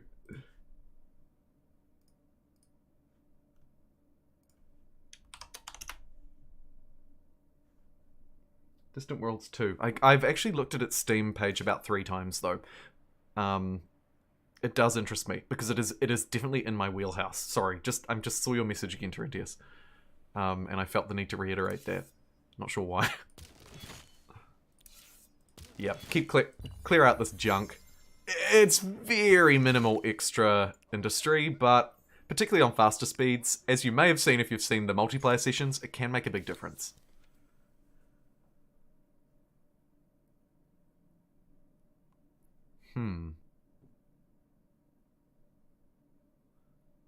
This could be a good way for me to save my religion by just temporarily enacting literalism, giving me +1 faith on all of my research quarters and +2 faith on territory. And then I can swap it out later when we don't need it anymore. It's one idea.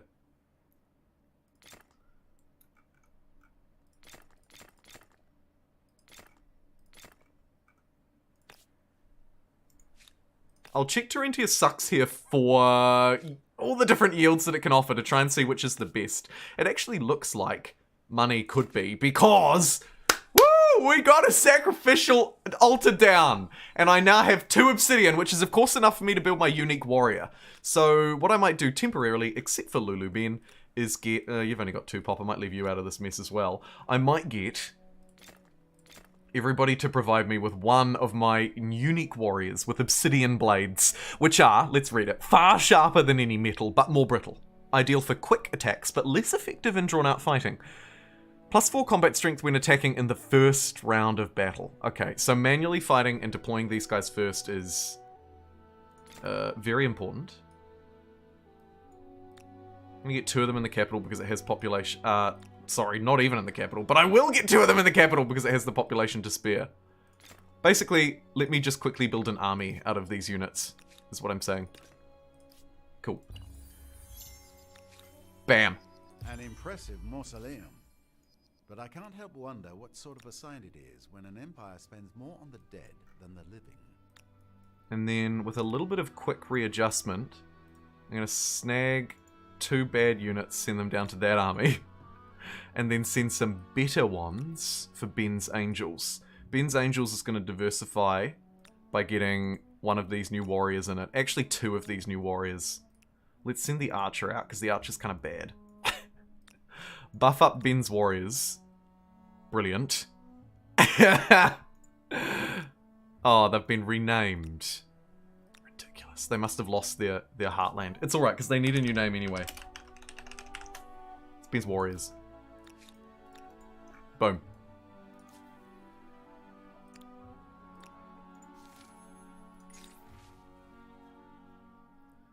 Ferocious on targets for 5 turns, +1 combat strength. Chance of triggering another narrative event, though. I can't resist the extra event. It's too juicy. It's too much. Slap, tack, and spank the like button. That should be my new phrase. That should definitely be my new phrase. Oh, we're doing good. We're at 40 likes now, which is great, actually, considering some time zone differences. Actually, speaking of, I'd like to talk to those briefly now. So GMT will remain unchanged. my understanding anyway. I'm bad with time zones, but I'm pretty sure I'll always be able to use GMT as our... My stream will be happening at 8 PM GMT, or whatever. However, I note that the world is changing seasons, and it sucks. Oh my god, look at that! Of course. The more obsidian workshops that I build, the better they become. Because every time one gets built, I get another obsidian. And every time I get another obsidian, the existing buffs of the obsidian workshop, i.e. +4 industry per obsidian, gets even stronger still. Oh, I'm glad I listened to you. You know what you're doing. Anyway, what I was saying about time zones is we're moving toward a really shit time of the year, or great for you, where my time zone moves basically 2 hours the wrong way from most of yours, right? So as New Zealand moves into the winter, my time moves back. So my 9:30 or my 9 AM stream start now becomes an 8 AM stream start, effectively. At the same time, of course, I believe your time zones, or many of your time zones in the Northern Hemisphere, will move the other way, right? You're gonna spring forward an hour. So all of a sudden, relatively speaking, my 9 AM start, which is a 8 PM GMT, becomes 7 AM New Zealand time to hit that same 8 PM GMT start. I do stuff before stream. I don't just like wake up and stream. So it's really frustrating for me because it makes it hard to reach all of you in a reasonable time, particularly, of course, for the European viewers, because for you it is the most extreme. All of a sudden, my 8:30 PM GMT is like 10:30 at night for you and 7 in the morning for me. The reason why I bring it up is firstly just to confirm, I'm not wrong, am I? Yep, it's right, you go forward and it sucks. Okay, good. Going to negative, grab the brown one. Oh, you... Oh my god! Oh shoot, I have to move right now because Wham just got taken. What do you want? Despite your good intentions, to accept so little would tarnish my glorious name. The decision has... Anyway, the reason why I bring it up is what I'll probably do is look to try and find some sort of happy middle ground. The start time has been 8:30 PM GMT. I might bring that back to 8 PM moving forward. Which will mean that the streams will start, for most of you in the Northern Hemisphere, half an hour later. And then it'll get even worse when New Zealand time changes in a week or two. And I'm not sure what I'll do then. It may be that for the next 6 months, on average, the streams start about an hour later than they used to. And that's me sort of trying to mitigate against it by bringing my start time back. And also accepting a little bit of loss. I can't really think of another way around it. I mean, I could start streaming at 6 AM or 7 AM. I could do that. Have you ever tried? It brings some difficulties. But I could do that. That's one option. The other option is to just accept the loss of time. And the other option, which is the one that I've just described, is to try and find a middle ground. The start time will become a little bit later. That's the option that I'm going toward. I don't know. If anybody's got any ideas, good, bad, or otherwise, I'd love to hear them. But I don't really think there's a way around it because unfortunately I'm not Doctor Strange. As strange as I am, I cannot change time, so... Put this chariot here as bait. And then try out some of Ben's new warriors. I didn't actually mean to block that spawn. But that's okay. Particularly for Italy. Yeah, like I say, it's going to be particularly tough on the European start time. It's actually maybe better for the American start time. I don't know, is it? Is it better for you in the Midwest or whatever for me to start at 3:30 instead of 2:30 in the afternoon? It could be. But for the European viewers who go to bed before 10 PM, it will be a challenge. But also, let's be real, not that hard. Let's not forget, this is how it was for most of the time that I've been a streamer, quote unquote. It's only just in the last few months that the time zones have aligned this way. So it's not the end of the world. I'll try and balance it with maybe maybe I mix up the start times a bit, right? So sometimes I start at the old time, which is better for the Europeans, and then other times, which is better for the Americans, and then other times I start at a newer, earlier time, get my ass out of bed at like 5 or something, and try and plan that ahead for 1 or 2 streams a week. Maybe that's the best of both worlds. The difficulty that I run into then is that it's hard to keep track of. Like, if you know that I'm streaming at 8 PM GMT, and that's my stream time, then that's pretty easy for you to monitor. But if I'm like 8 PM one day, 6 PM the next, 10 PM the following, unless it's for special events, I personally find it just becomes a bit hard to follow. And as many of you know, and as many of you have pointed out in the comments, YouTube's not the best at notifying people. Even if you turn notifications on.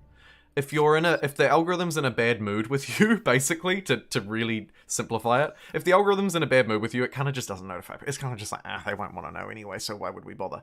And if it's in a great mood with you, then it will just horrendously push things to people that they don't want to see. And that brings its own kind of like negativity into the fold. Either way, that's a conversation for another day. I think in a nutshell, People can argue about anything. it should be, I agree with Pete, both sustainable for me, but also reachable for you. My old time was 12:30, so today it was 1:30. Right, so actually that's another question, Pete, which you'll be able to answer directly. Have you people already moved into your new time zones? You people. By the way, when I say you people, I mean anybody who's not in New Zealand, because I can't keep track of every time zone in the world, obviously. We haven't moved to our winter time yet, but I know that Huck has already, I believe that Huck, you've already changed time zones because of our conversation this morning. Sounds like loads of the Americas have. Please, sir, can I have some more? Please, sir, can I have some more? Yeah, consistency is key. Consistency is key. I might move it to 8 PM GMT. I might move it back half an hour moving forward. This week could be an exception, of course, because it's kind of hard for me to change stuff at super late notice. I notice, speaking of super late notice, there is a free territory over here. Surely we've got a unit surely I have a unit that can get here. Let's send one of my super powerful warriors out of, ideally not out of Ben's army, but alright. Sorry, Ben, you're losing one of your dudes. Send a dude out of there. March to north. Replace it with that one.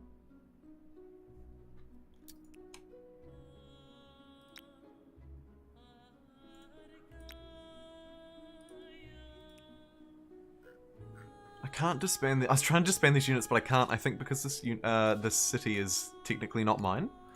So we'll just hold. I reckon we go for a fast war against Wiyam as well, because clearly they're actually in last.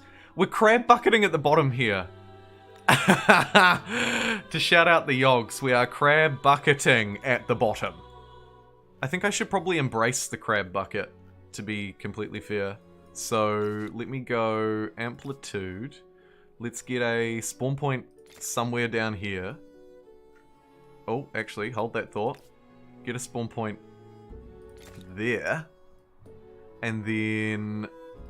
Ooh, got some more industrial infrastructure to upgrade. But what I was actually going to do, probably, was once we get that spawn done, let's get, I don't know, 2 units? It's probably enough. They're pretty strong. Let's get 2 units out of Amplitude Love Heart. Upgrade our religion. There's only one other religion in the game, and it's already tier 4! Oh, jeez.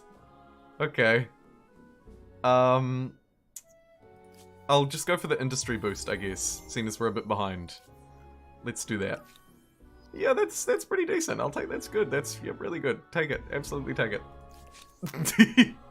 And we've won our war, of course we have, because I think they've been knocked out of the game. We could vassalize them. Or we could take their city. It's kind of a crap city. Let's vassalize them. That's fun. Welcome! You are mine! I am your liege now!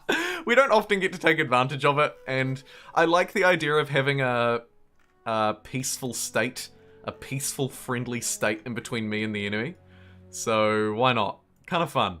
It also looks to me like this garrison is going to be built in the wrong place. Let's get it instead there. Cool. Anybody want to build me a holy site and fill it with glee? Yes. Probably where stability is an issue, though. As always, we'll try and keep on top of our stability. Looks like it's here. They're going to get another holy site right next door to that old one. These guys really love their religion, don't they? They are just so fervently religious. 29 industry there, though. Somebody try and hold me down. You're not going to be able to. And I'll build a harbour next to Halong Bay, because if humanity's taught us anything, it's taught us that we should absolutely build large infrastructural projects right next door to beautiful pieces of nature. Cool. I'll set your spawn point down there, although actually... Yeah, sure, I'll set your spawn point down there, and let's run some support units down to help you out.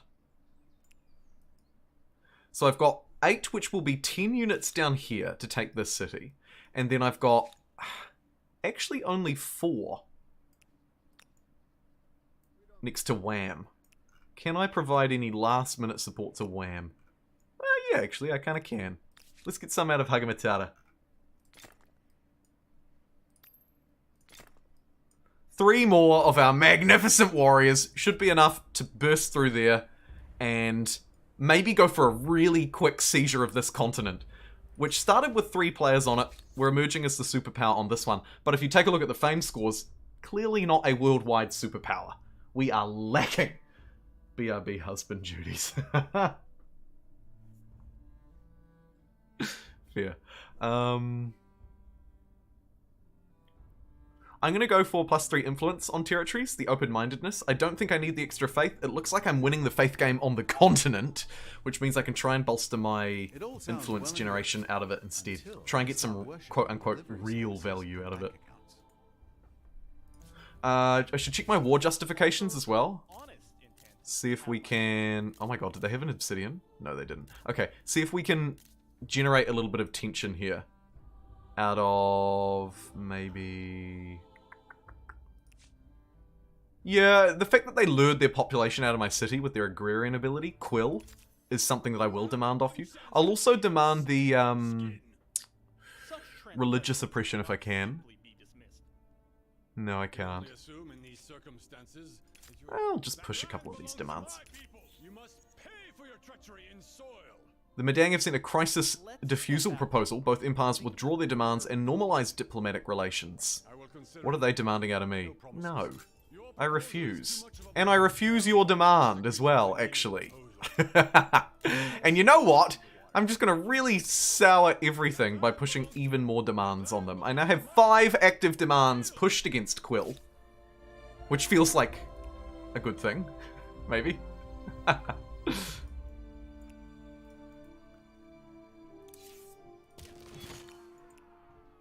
That terrain's real ugly. But that's okay. Alright. War tension's at an all-time high. I can move in within 1 turn from these units, so they can just position themselves there and wait their patience, and maybe they'll get an upgrade if they play their cards right. There's my Builder Stars done, because of course we're absolutely hamming our way through the industrial ability here. Can't help but feel that maybe a little bit of science wouldn't go amiss as well.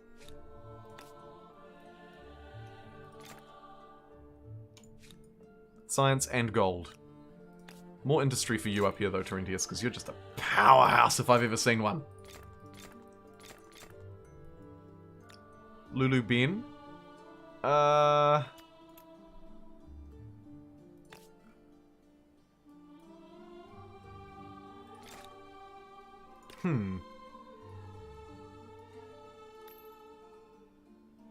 Looks fine to me. It's a little slow off the mark, to be honest. Just slightly, but it's not terrible. We'll keep it, we'll keep it. And we're gonna enter a new era. Oh boy. Time for another poll, everybody. Let me do what I did for the last 3 eras. See if I can go through and quickly analyze what these ones have to offer, and we can quickly get a poll out. Okay. Chimu, industrial. +5 industry on city outpost for ruins. And they count as all other districts. Wow. Cultural districts receive 50% food, industry, money, and science. Stability or influence per adjacent ruin. Okay. Huge ruin synergies here. Also synergies with some other resources. Kilwans, +4 money per trade, -75% on all resource money cost when buying trade routes. These are your naval trade kings, by the look. Could make a lot of money off them if there are trading empires across the sea. The Majapahit, or Majapahit, I don't have no idea. Either way, +1 stability per population. Population never lost to starvation in the capital. Interesting. The Dessa has 4 variations, replacing all of the default districts. No adjacency bonus from other districts, +50% to the yield if built in a city with 30 or more pop. +2 specialist slots. Wow. That is cool. I can't make the most of them in this game. The Malians, +5% science per state religious territory, +1 science per faith and territory, +1 money per land trade route. They would be not a bad pick. The Palace, +3 influence on research quarters, faith on research quarters, and a replacement to it that must be built adjacent to an existing one that provides faith, influence, and science. They seem like a fun pick for us, actually. Yeah, they do. I'm going to put the Palace maybe as my first. Get army. Do I not have army wages? I thought I picked up army wages ages ago, Ariane. Either way, by the way, also, if you're in chat at the moment and you're free and nearby your computer or phone, please do type in your recommendations. I would love for you to help me narrow this down.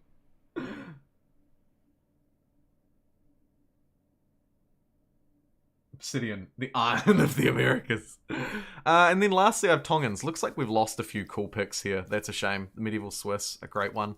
The Inca, really fun. Really, really fun, actually. That's okay, though. Let's have a look at the last one. It's the Tongans. Kind of a fun Pacific flavor for me here. Hold on, Tang?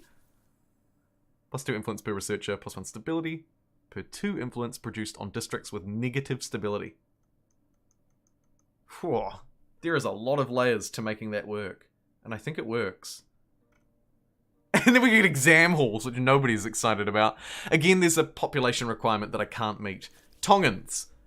Influence on coastal water.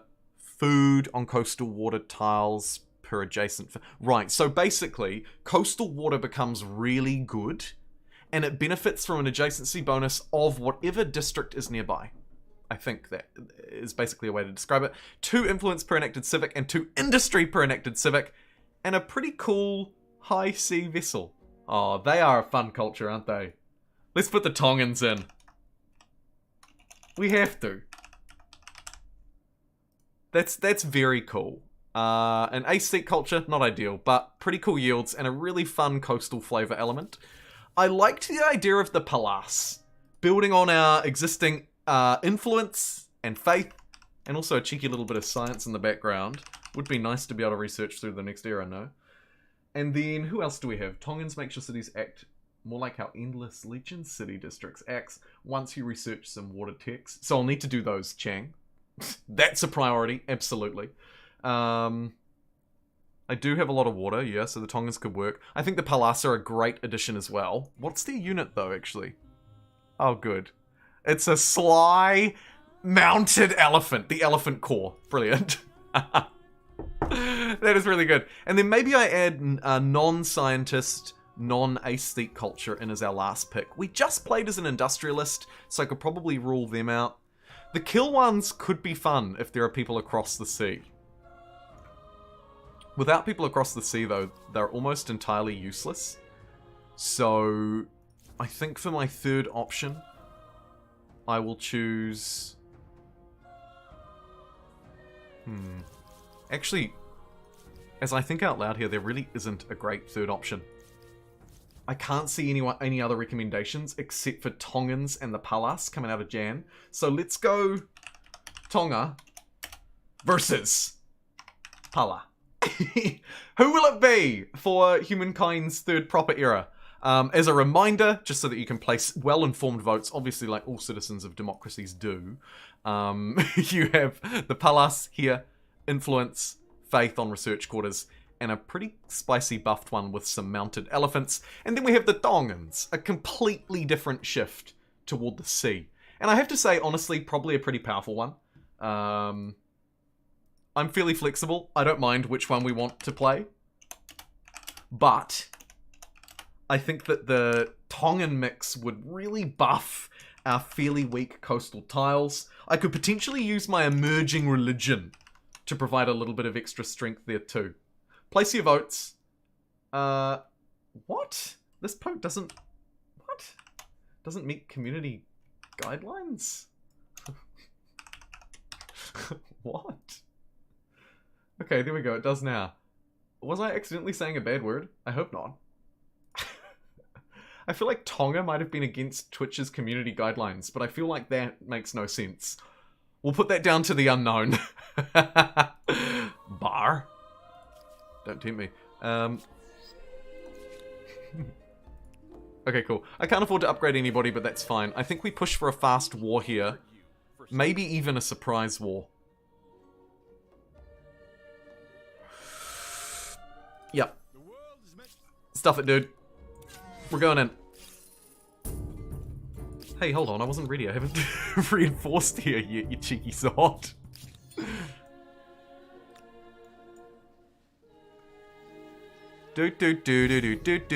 Walking all my units in. Let's manually resolve, but watch it play out. Oh god, so many units to the north. I'm just going to take a quick break and grab a drink, but I'll throw you onto the be right back screen, and I'll make the game capture bigger. I'll put it over my face so that you can see what's going on. There you go. All right, I'll see you in a minute, everybody.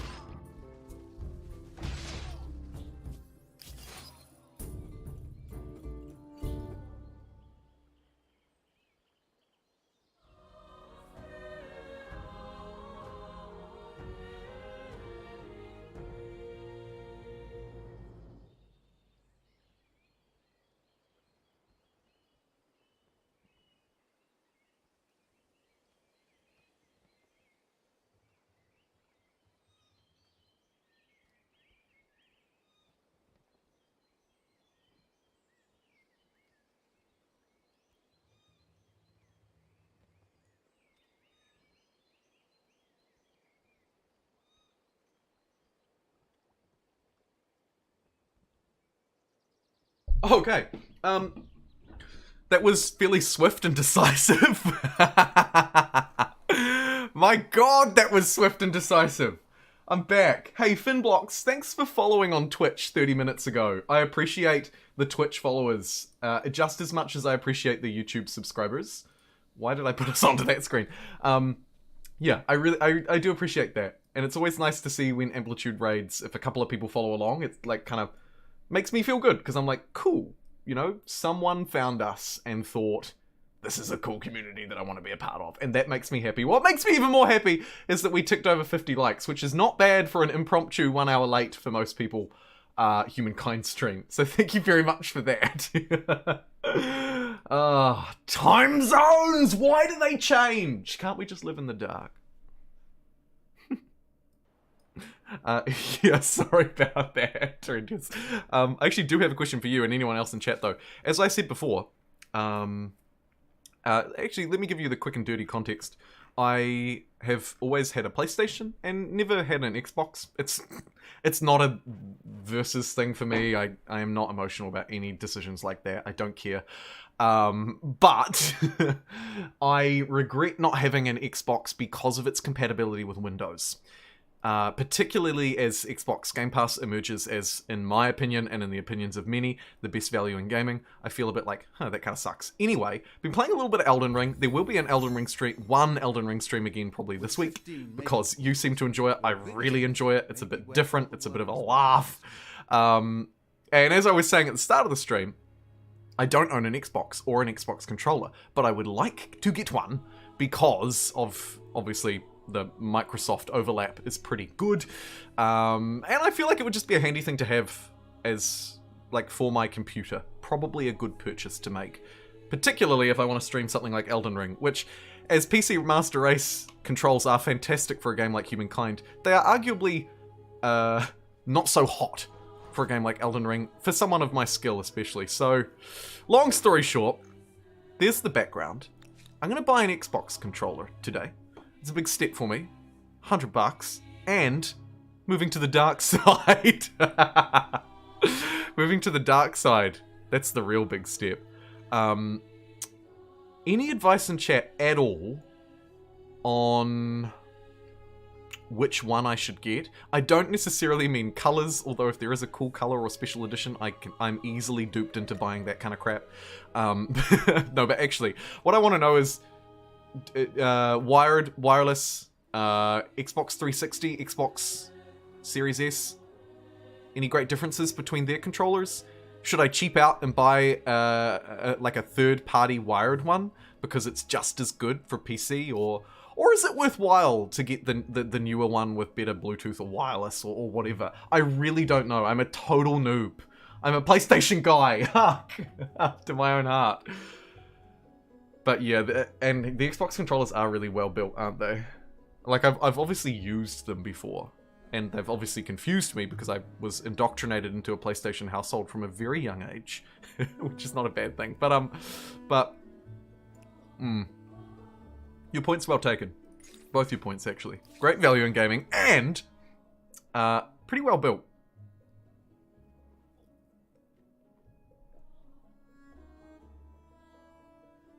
Oh, interesting. Torrentius actually, looks like we kind of completely disagree. Well, no, not completely disagree, but around the controller. You think it's clunkier? Worse? Wireless, because the wired ones have micro lag? Okay, wouldn't it be the other way around? Wouldn't wired... I'm either way, surely the micro lag's not too bad these days. I say, knowing nothing about the console. Or its interaction with PC, actually.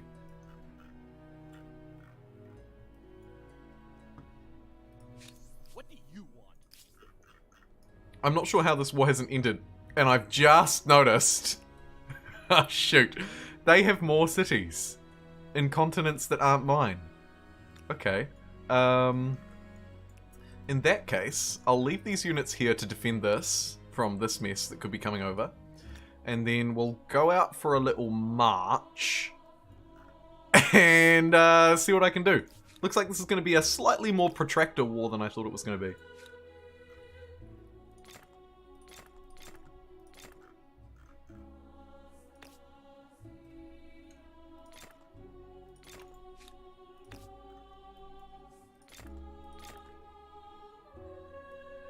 Any more good spots for a scientist to be potentially some in future around these strategics? So I guess I'll queue up, I don't know, 3. I might take someone off Collective Minds as well, or sorry, the builder version of Collective Minds, because I feel like I need to start earning some gold in science. So yeah, let's come off Collective Minds.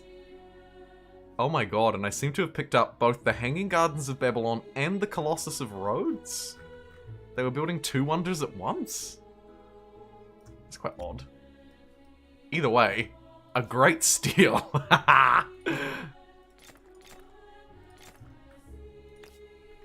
Hagamata. Maybe get you a nice harbor and a lake too. Just for stupid old time's sakes. No!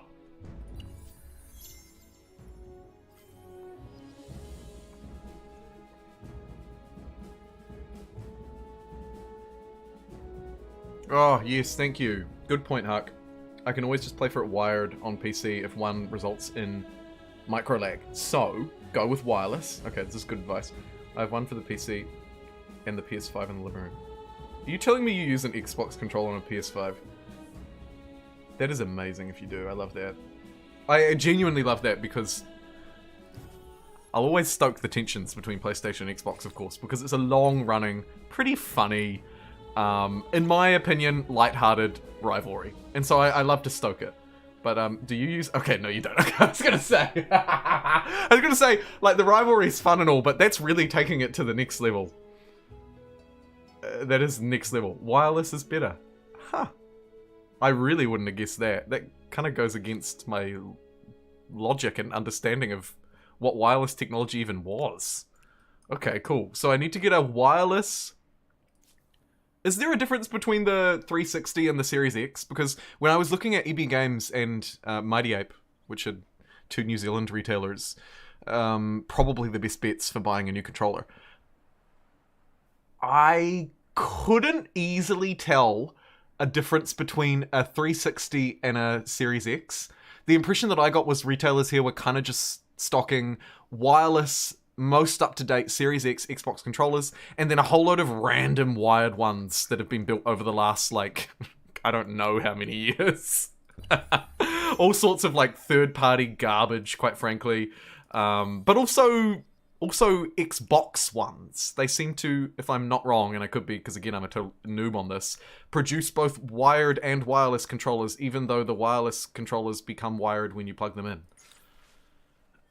Again, the technology is beyond me, but when I looked yesterday, because yesterday was when I posted that poll and saw that everybody wanted another Elden Ring stream, well, you know, that it was the most popular choice, I was like, I want an Xbox controller, but I just don't understand this world. What I will probably end up doing is not ordering one of those custom ones on their website, although, Huck, I saw, when they were first launching that website, which must have been like a year ago or longer, I noticed that and thought about buying one, but they're kind of like overpriced and sort of a bit out of my wheelhouse. So I'll stay clear of those, even though they look super fun. I'll probably end up buying just one of the like $100 Xbox Series X wireless controllers, because that seems to be, from what you're telling me in chat, the best bet. Xbox Elite wireless controller? Well, that one is definitely out of my wheelhouse. Those things retail at nearly $300. They look fantastic, but at $280, it's a hard no from me. Chang, it's a hard no from me. And apparently, the Powera Spectra Enhanced Wired Controller is the best on a budget. All of those words before it put me off it. And I don't know if that's just, if I'm too much of a purist or not, but I see all of those words and I'm like, ugh, no. I'm just like, oh, I don't know. Powera, Spectura, Enhancer. It's all a bit much for my simple brain to process, maybe. Oh god, speaking of simple brains.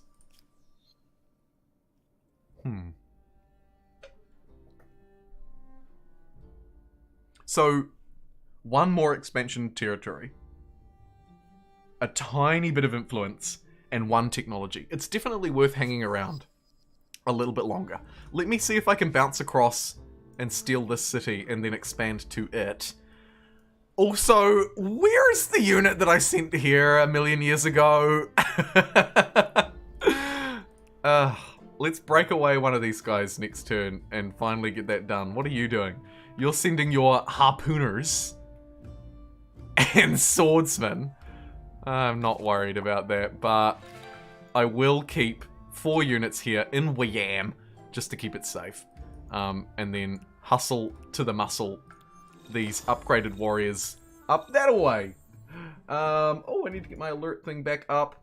Thermal detonator followed just a few seconds ago. Thank you, thermal detonator. I also thought a good way to show my appreciation for what people do would be to put those 3 follow alerts down the bottom here. You can see I've just shifted them up just above that stuff.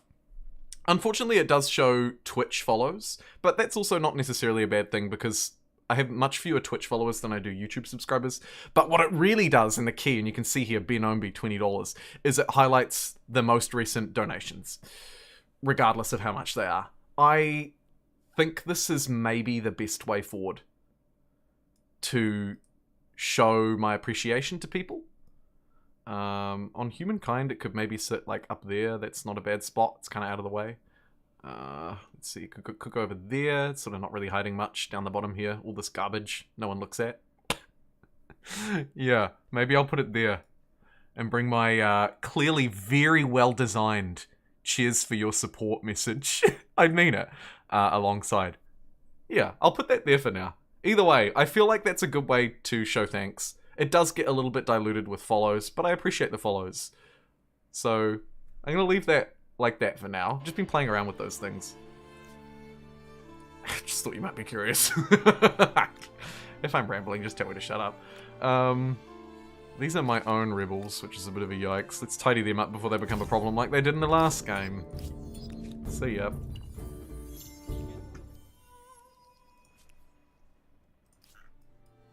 And then finally, 1,000 years after we were due, send that unit there.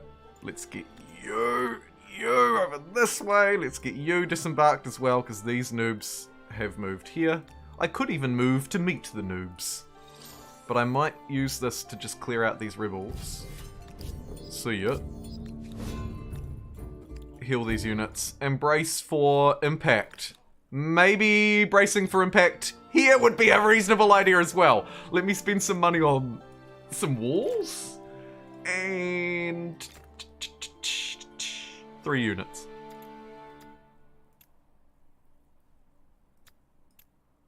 Three units. Upgrade to my super warriors and hold. There we go. I have, I think, all of my key cities defended. That will, at the very least, deter the AI from moving toward them. And hello, Mamaratipura! Come to Papa. That was weird, sorry. I should stop. Could they be beelining through to the capital? I mean, they could. They could also be trying to take Pueblo Bonito. We'll assume that they're not. Get some walls here. Get some industry here. Let's just get all the crap here. Likewise, I'll prioritize walls. Always catches me with my pants down. Terentia 6X is going to get walls too. My god, you won't know what to do with yourself, so defend it. And Lulu Ben. Likewise. Nah, Ben is of course one step ahead of the rest. Jokes, lol. Get those palisades up. Okay. Technologies. Imperial power is really important to move through to the next era. So I'll grab that. And it'll actually probably be timing us just right. The real Goldilocks zone. Octopus! Never got the notification, but made it in late anyway! Oh my goodness. I appreciate it in particular because I know you're in Europe. Hey friend, we were talking about time zones and notifications before. Gonna try and, in a nutshell, I'm gonna try and start the streams just slightly earlier moving forward so that I can better capture your time zones as they move in the wrong direction from mine. And also, we were reflecting on the fact that YouTube just doesn't notify and it sucks at notifying stuff. But hey, welcome. I do try and tweet, but I know that Twitter's not for everybody. But I usually do tweet. Also the YouTube community posts, but again, not for everybody. Easy to miss. I know that. It's great to have you here nonetheless, friend. Yeah, loads of people here actually. And I see you must have liked as soon as you turned up, because at the same time that your chat started appearing in chat, the likes went up by 1.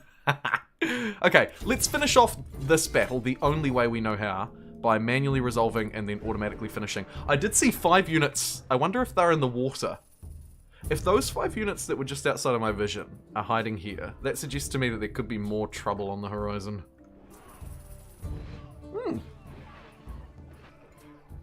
Yeah, look. What is that pink border? And what are these dudes with a bear paw? Is it the harpooners? It is. This was their ancient era unit, I believe, right? Maybe classical.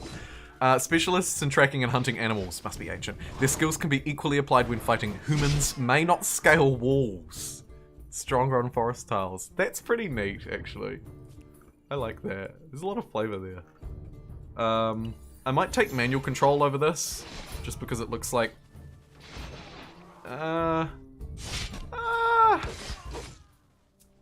Yeah, I'll just step in and move a couple of the attacks myself. Mainly to get units out and defend them, because the AI doesn't do a great job at protecting your units. I may not either with that one. Yeah, I definitely didn't. I left it undefended. But we got this one away. We managed to move this one out of harm's way, I should say.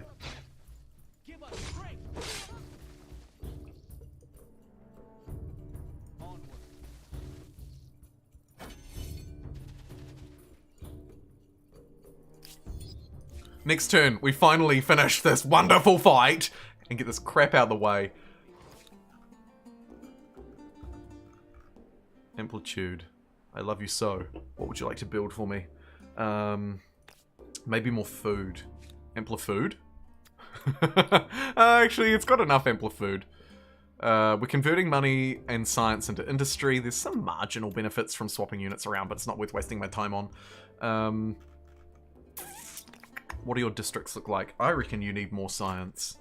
Let's get some good scientific hubs around strategic resources. Whether they're connected already or they'll be connected in future. Obviously, I'd rather build it around the ones that are connected already, but can't win them all. Maybe a gold as well. Goldie districts look super cheap. And with our crazy obsidian additions, we can actually get some reasonable yields out of them too. Well, plus 12. I mean, it is what it is. Why not? Stability is going to start to take a huge hit here, though, so I might push a public fountain to the front of the queue. What's that? You want an aqueduct? Consider it aquadone. And maybe I just get a garrison, a couple of garrisons near my toady city-state here, just to remind them, Mr. Who's the Boss. It's me, Chief. Don't even think about doing something dumb. Or I will destroy you. And everything you hold dear. There is the final pink city to fall out on their weird Madang Island. It's given me some visibility over what's to come, but more importantly, we've got a war resolution here. Okay, how do we unpack this? 170... War score of 226. Can't vassalize them.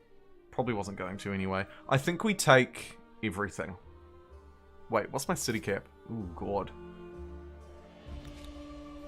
This is going to get expensive on influence. I guess I could take it and burn it down. Maybe I leave them on their island. Yeah.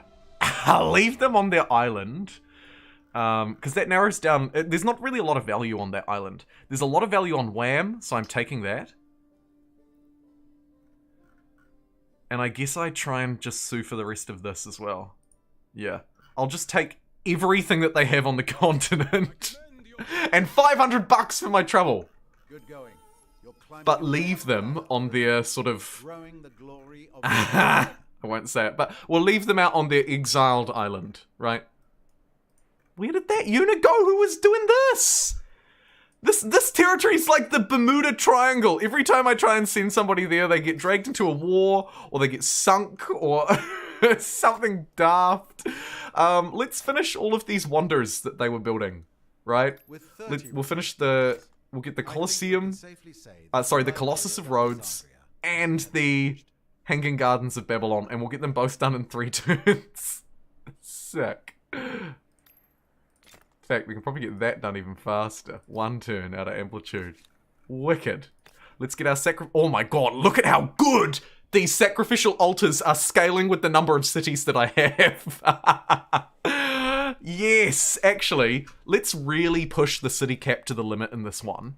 Because by pushing it to the limit, I can build a whole load more of these sacrificial altars. And they are really key, because every time I build one, I'm connecting an additional obsidian to the Empire, right? They create obsidian out of thin air. They're amazing.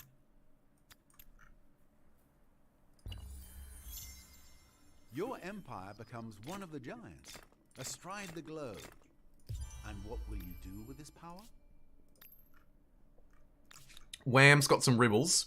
We'll squash them for the good of the people and the good of our stable empire. Could also maybe stretch out and clear out this mess. Yeah, let's do it. We should have fire support from the people of Wham. And I should be able to just auto-resolve it. Oh, they're gonna flee. Yeah, so they should. Get out of here, you dingus.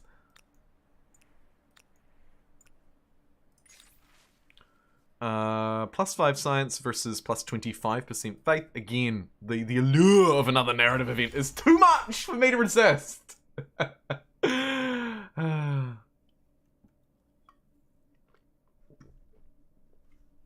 Yeah, so at the moment I'm losing 370 influence a turn because of my city cap. That's going to be something I'm going to look to fix by merging cities with military architecture, which is here, or increasing my city cap with theology, which is here. So let's move to siege tactics, because that unlocks military architecture in future. And maybe move through the eras as well. Who did you vote for? Oh god, the Tongans! I wait just a little bit longer. Looks to me like an overwhelming support for the Tongans on YouTube. Forgot what platform I was on there for a second. 4 influence a turn! I just wish more YouTube viewers would come to Twitch. Doc. Yeah, I mean, I like to have both rolling, but I agree that I wish that YouTube had more Twitch-like features, at the very least. Twitch is great for community interaction and engagement. It's something I sort of failed to capitalize on a bit as well, but a lot of my audience is on YouTube, and that's reflected in the viewer numbers routinely again and again. We've actually just peaked at our max viewer numbers so far for the stream. Very late in the piece. Welcome in, everybody, if you're just tuning in, with the exception of Amplitude's raid earlier, of course. And thank you for the 55 likes. We made it to 50, which was my sort of secret target that I hadn't talked about. But I think for a late stream, a somewhat of a surprise stream because YouTube didn't notify anybody, 50 likes is pretty good going. In fact, it's very good going. 25 industry out of that district is great, but I might just quickly get Hagamatar to finish the Colossus of Rhodes. And all roads lead to the Colossus. If we can get one more city on it, we can get it done this turn. Anybody not helping us build this stupid statue? Well, now we're just going to kill it this turn. Let's get the powerhouse that is Amplitude. It's been on builder focus this whole time. Just churning out districts. It's amazing, actually.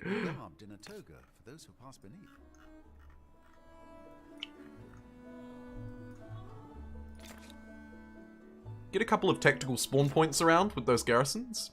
I think that's a good idea. Seem to be producing only just enough food to get by though, actually.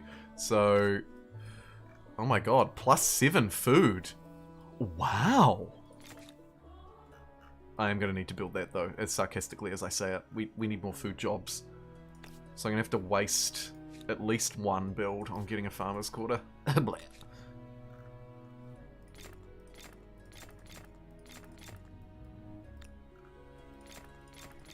Finish with the infrastructure and a little bit of extra food and industry along the side. That is a really juicy spot for some future science. So I'll queue one of them up there too, just to remind me. And we move through to tier 2 of our religion. Seeing as we're going to be playing as Tonga, I reckon we go +5 food on harbour. And really try and get as much food out of these coastal tiles as we possibly can. Stability looks okay, except for up here in Terentius, weirdly. You would think this would be a fairly stable place. I guess because of all of its districts, it's coming under some fire. So... Actually, let's build it in Wham. Wham Bam. I know it's not Wham, but still. Let's build it here. Try and fill in it maybe a useless tile. Oh my god, its tiles are so good. I might build it in that case actually right up here. Push some religious pressure up that way at them.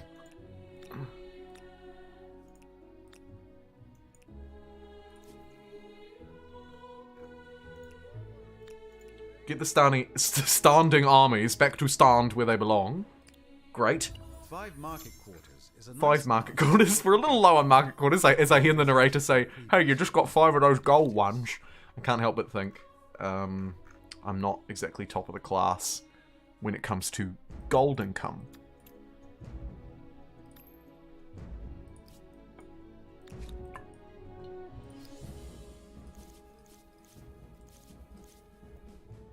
Is it time for Tonga? Is it Tonga time?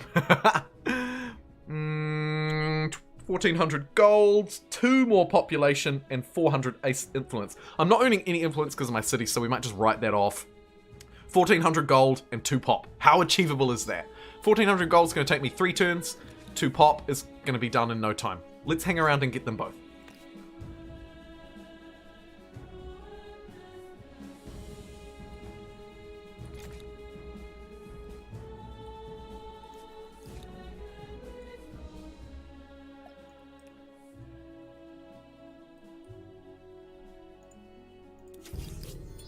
This is a bad fight for me, but I reckon they take it, so I'm going to take it.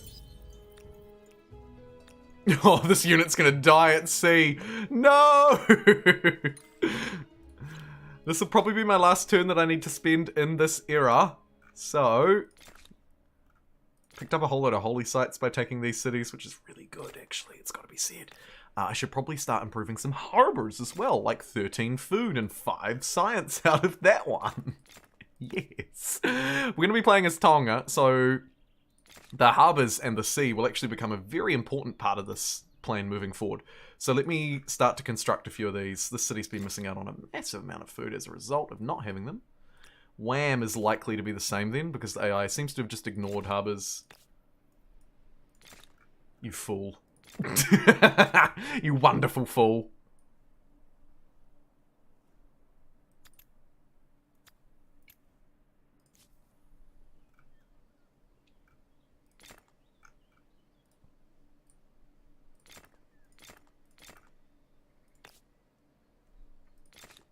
Jeez, some of those districts are very good. Considering we haven't really played any industrialists. There's that agrarian star, I assume... Oh, come on, gold. 800 bucks. Okay, 2 turns. So long as no one steals Tonga, I'm okay with that. Let's try and squeeze out these units as well. Again, it's a bad fight, but I reckon I win it. Particularly if we could squeeze them in here. Right? They move into this one slot and the 2 units fight them. That's the idea. They're gonna do it. Okay, great. I'm gonna daisy chain through, of course, but I think I'm okay with that. Because we'll just cut them off sort of halfway. They'll keep trying to funnel units up. The ranged units are really the only thing that could cause me to lose this actually now by the looks, because the damage is mostly on my side. Stabbity stabbers. Ooh, I'm just gonna lose. That's fine.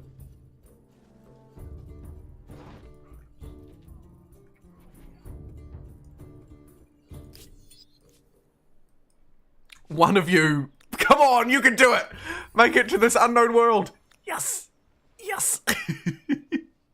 Do I just panic outpost here? No. I don't think so. I think I can afford to move to like a 417, for example. That looks incredible. And then let's get some quick food for 80 bucks.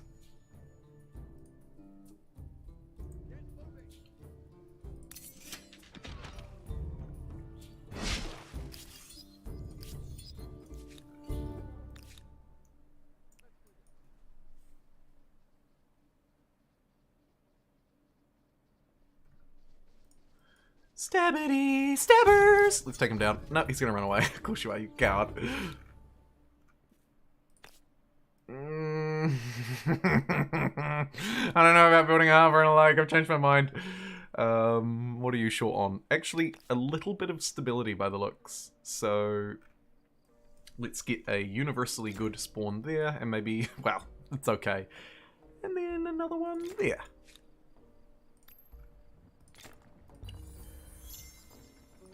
Fine, I'll do the harbor. Bloop. Commons quarter. And 2 makers. Hello, Tonga. Hello, Tonga. Surely. Wait, I should just double check. Yeah, okay. It's time to move. A really golden classical era, it's got to be said. I stuck around for a long time, earned a lot of fame. You'll note now we're sort of jostling with the player in first, and maybe even, the player in second, and maybe even the player in third. Everybody else has fallen behind. I've clearly emerged victorious on the continent.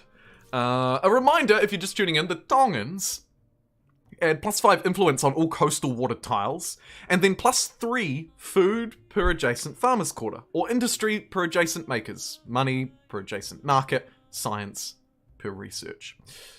Our trait, which we'll keep for the rest of the game, will give me a little bit of extra influence per civic and a little bit of extra industry per civic. Nice to have. Must be built coastally. And it doesn't count as another district, so it looks like it itself won't benefit at all from the trait. So there's a little anti-synergy there, maybe, if I'm reading that right. And the seafaring vessel is what it is. Alright, let's see if we can improve our coastlines with a little bit of Tongan action. There may also be, in fact there is almost certainly, another island up this way. So let me get up here and grab it. These islands, of course, will be really important to me. If we're going to play as Tonga, we need coastal water as much as possible. Insta-resolve, insta-success. See you later. Welcome to turn 63. Good night, octopus. Sleep well, you beautiful human being. Humankind knew...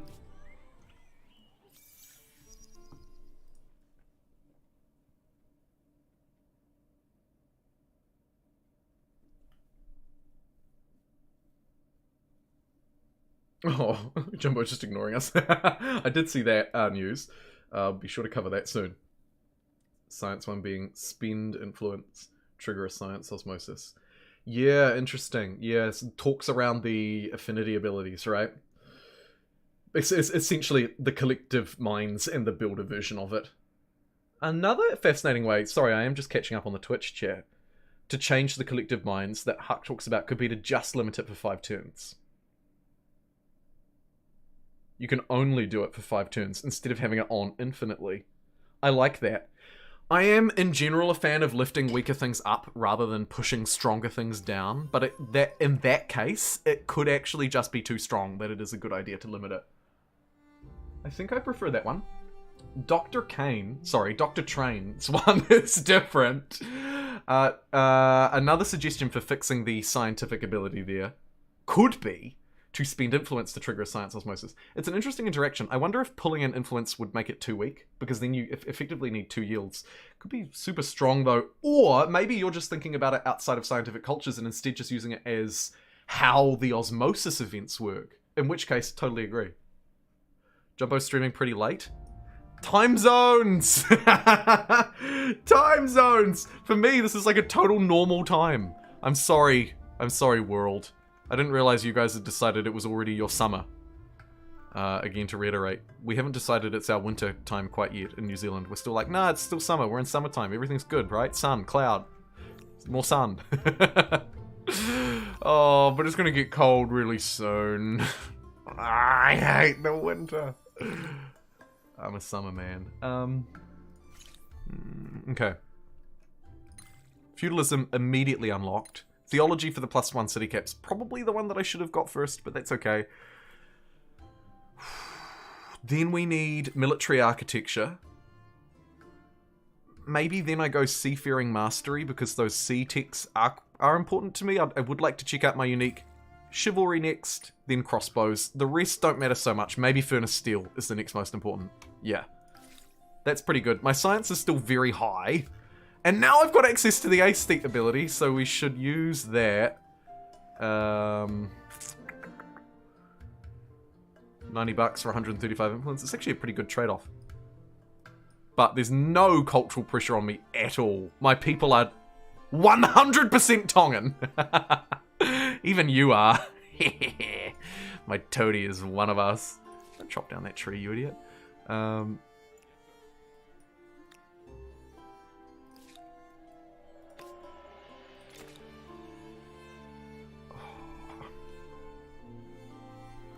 going to turn this into a city.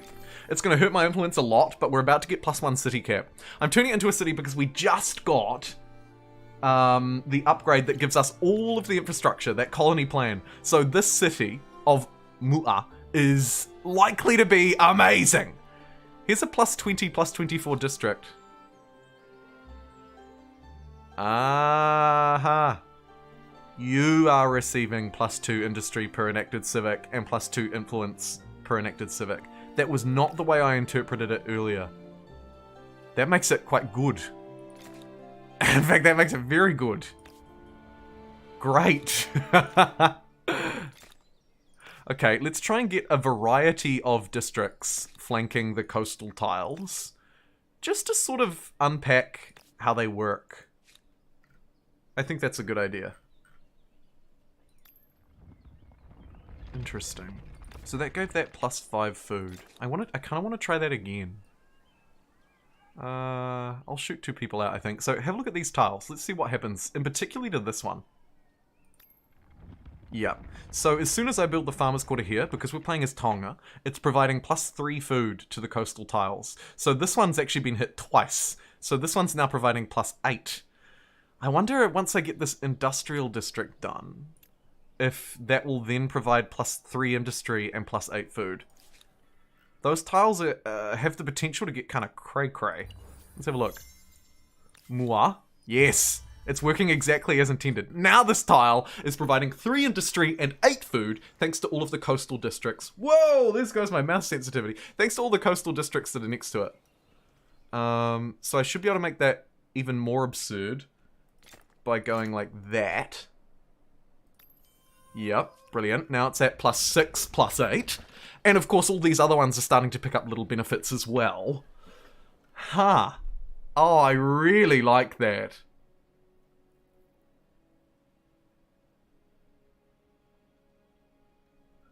That's a really great question. Is there anyone in chat who lives in somewhere where you don't have crappy daylight savings ruining your time?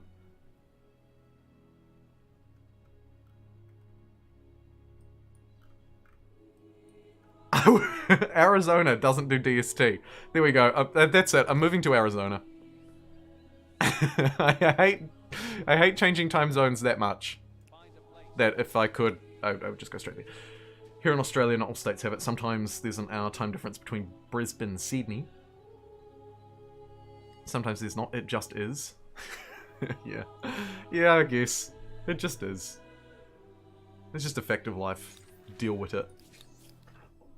I should harden up, maybe. Or, why don't we all just move to Arizona? I don't know. Let's build some more of these Ha'amonga Amawis and see what kind of yields we can extract from them. They don't need to be placed anywhere in particular because they don't provide adjacency bonuses. That actually kind of incentivizes me almost to put them in coastal tiles where I can't get crazy yields. So maybe like that one could be good. It's only adjacent to 1.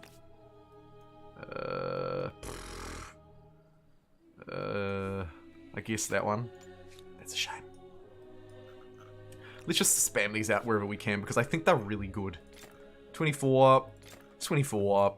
Nice. Feistos. It's going to go in with a feisty little number. Again, because I can place them wherever I like. Maybe I place it areas where I won't be able to build in future. Like way out this way. And maybe... What's the worst tile here? You. Because all the rest of these will provide great yields to the coast. Actually, speaking of, let's try and pump a bit of extra science in there. That's fun. Might move that to the front. Shift a little bit around, a little bit of micro city management, never hurt anybody. There's our extra city cap, so we're earning influence again. Huzzah!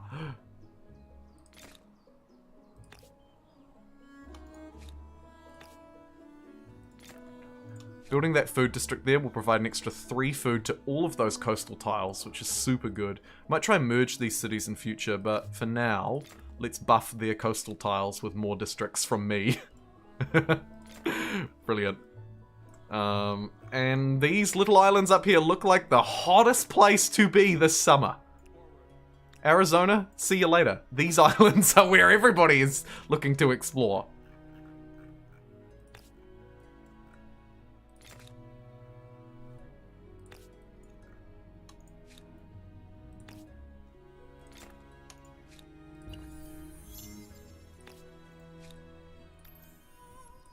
Buy that out so that I can hopefully, yes, there we go, start to build some science districts all around, actually all around the copper, but maybe not the rest of that crap.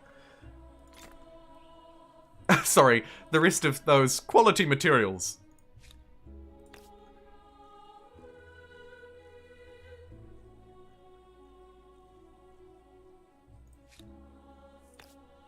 Note that these tiles here are not coastal tiles, so they don't benefit from the same adjacencies. If you're wondering, and you're not quite sure, or you're, not quite as familiar with Humankind as I am, that's why some of these tiles are amazing and some of them aren't, because these ones are proper coastal water. You can tell by it's a bit lighter, you can mouse over it as well and see. Whereas these ones over here are not. These are sort of deep sea ocean tiles. If you play with the wonderful mods that change Humankind's naval game, though, you'll be able to get value out of those tiles too. Can we get the likes up to 68 so I can be number 69?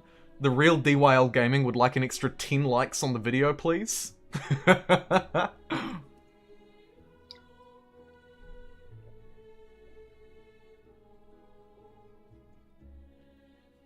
low-lying desert? Low-lying deserts aren't so kind around the extremes, are they? -5 to 16 degrees Celsius. It's not the hottest ever, but I'll settle for it. -15? No, thank you. I politely decline. Okay, I can upgrade my religion again. Let's do it. Any combos with Tonga I'm looking out for? Not really, is there? Actually, really not. God, this one sucks. Purge Idleness is the only, in my opinion, universally good. +1 land movement speed. We could just go for cheaper units. We might want to use units in future. Show no mercy for the wall support. Meh. I'll go mandate patronage and hope that there's going to be an absolute mad lad like a new player, and it's Scott Peanut Butter. Brilliant. It's Peanut Butter. Okay, Peanut Butter. Let's trade. You've immediately declared war with me.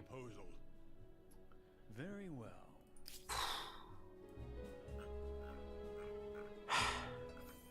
I don't know about you, but the sardines have just declared war on me for no reason. I'm just gonna let that one play out. I think I just defend my coastlines and they can't do crap, to be completely honest. I think that was a bad war declaration. Completely and wholeheartedly a bad war deck. So I'm going to ignore it. Let it play out. They'll lose war score over time, I'm hoping, and that'll let me be in a great spot.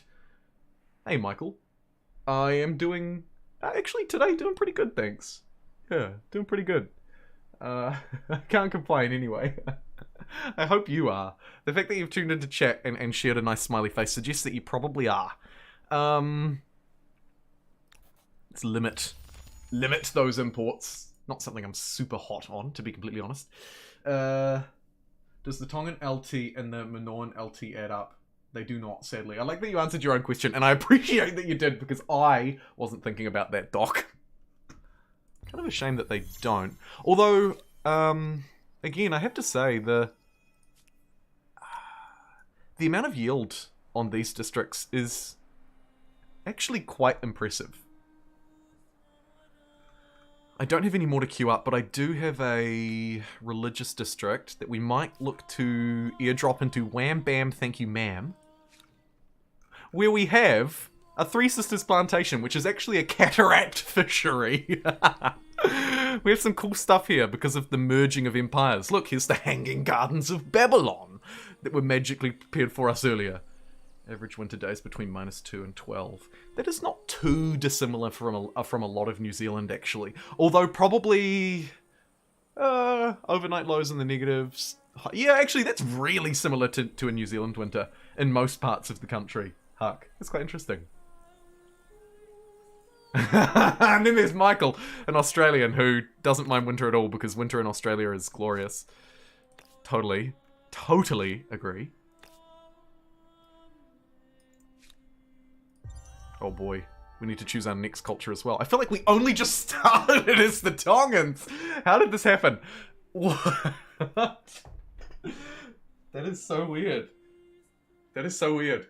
What? Huh. I'm just gonna have to take a really quick, unplanned break. I'll be right back in just a minute.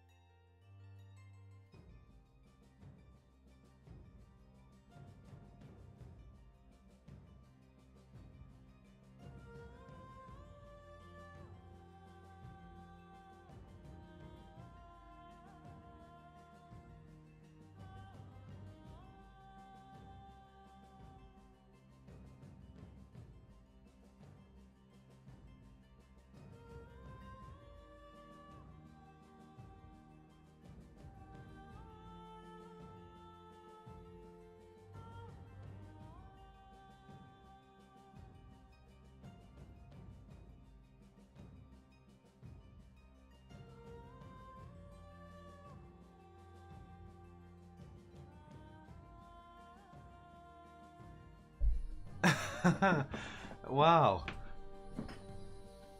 Permanently set to DST. I say go for it. Knowing nothing about it at all.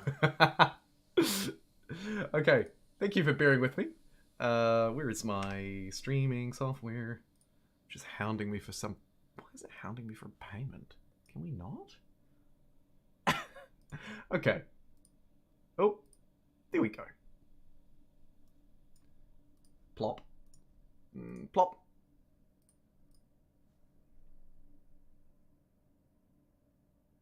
Highs in the summer get to 31 to 37. Yeah, I can't compete with that. That is hot. That's Australia hot.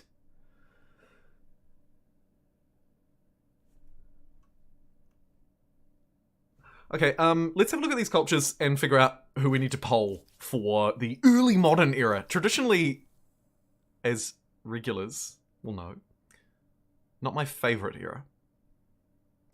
A little trash-tastic.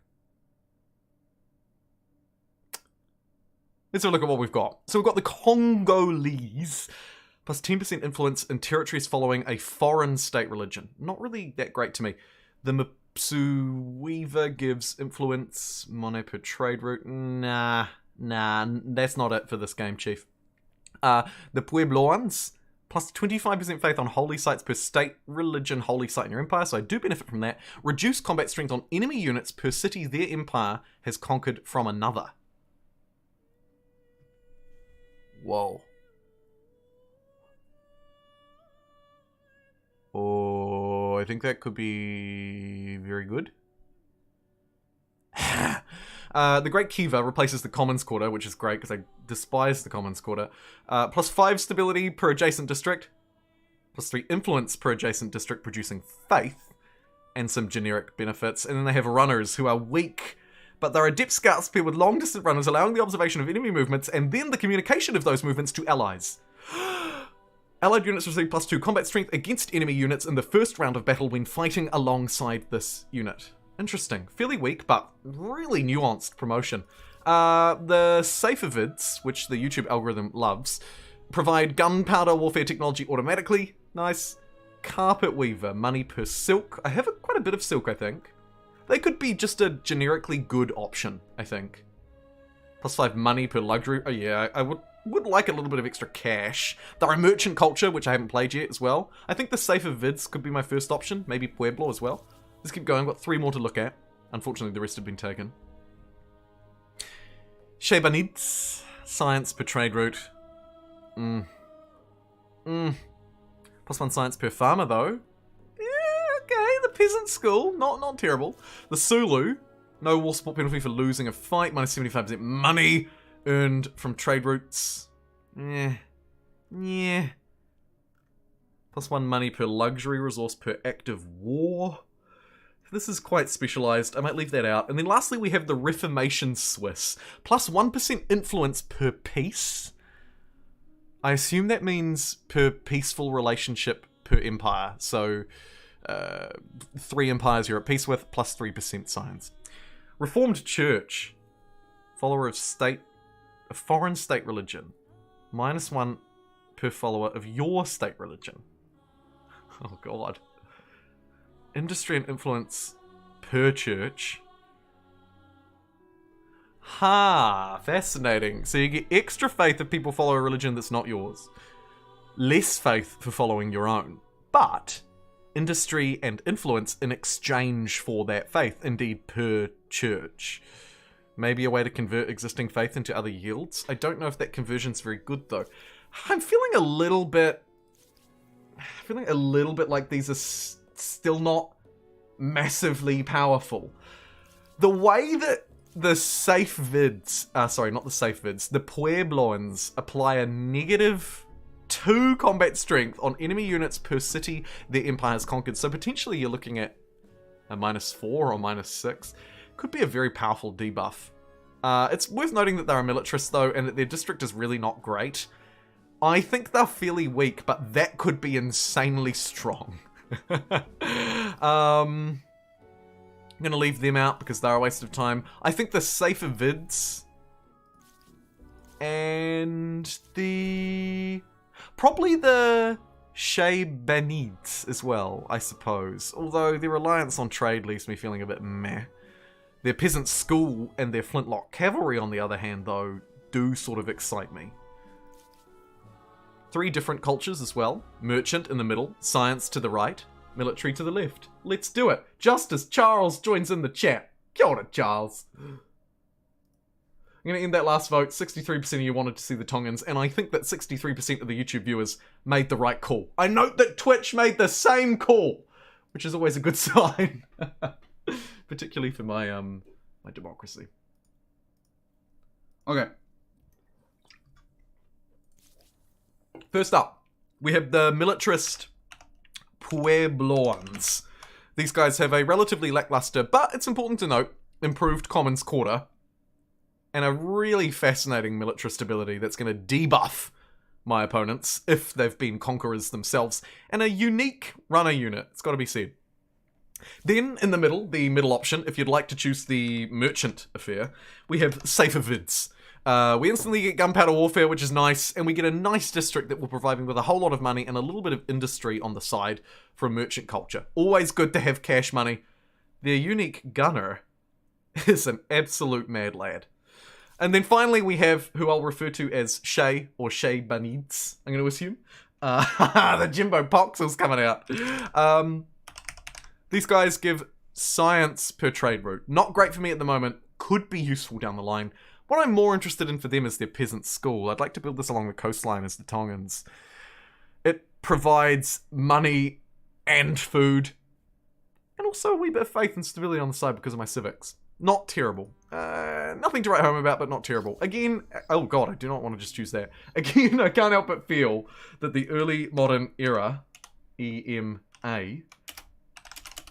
is a little lackluster. No? I feel like it is just slightly lackluster. Either way, who will it be? Let me know. Place your votes. And Huck has already, as per usual, bit me to Twitch. Too fast, too furious. What a dreadful movie. Okay, there you go. Place your votes. I'm going to just quickly check in on the fame. I think I'm going to hang around here for a little bit longer. At least to get a couple of golds. We might not be able to get the aesthete gold because of my massive city deficit here. Oi, oi, oi, oi, oi.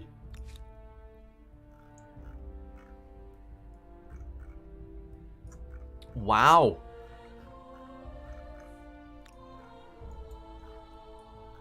Oh shoot, we also, don't forget, we're at war with yellow, so let's...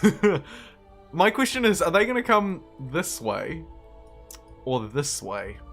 I don't know where their continent even is. Makes it kind of hard to defend against. We don't have many standing armies on this side of the world, so I might pull 3 troops from there. Maybe get, seeing as Terentius is really low on food, might be a good idea to get maybe 3 unique warriors there. And let's go 1 there.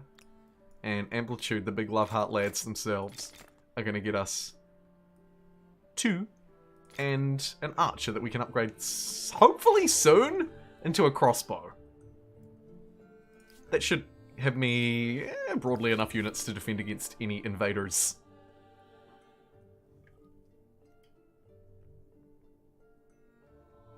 Why should individual wealth... I'm going to grab communal land for the extra food, because food is still a problem for me. We're not growing very fast. I was hoping our religion would fix it. It doesn't appear to be.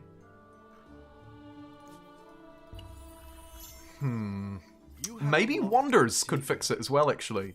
No! You took the angle! What? Notre Dame could still be worth a go. Or the Great Zimbabwe. Not that I'm trading much. It's probably Notre Dame, I'd say.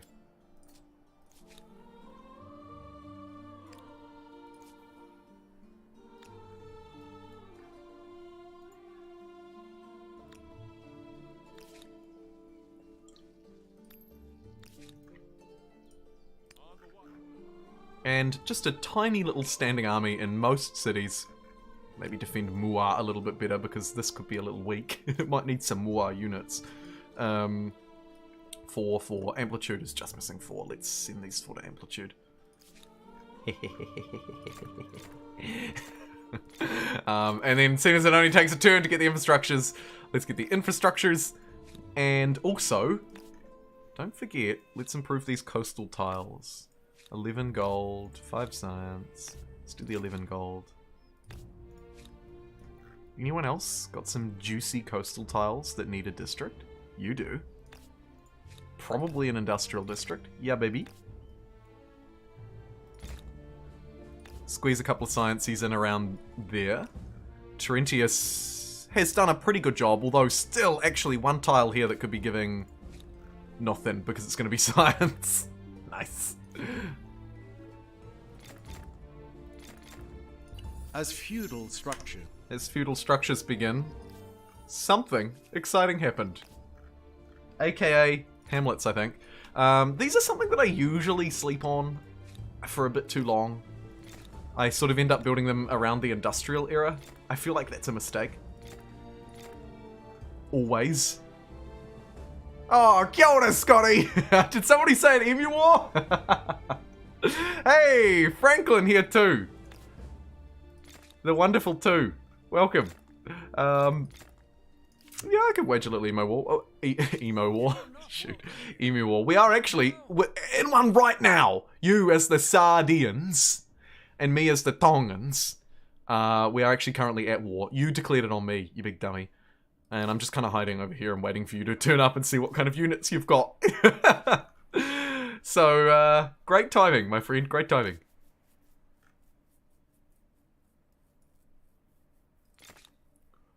More of these. Just more.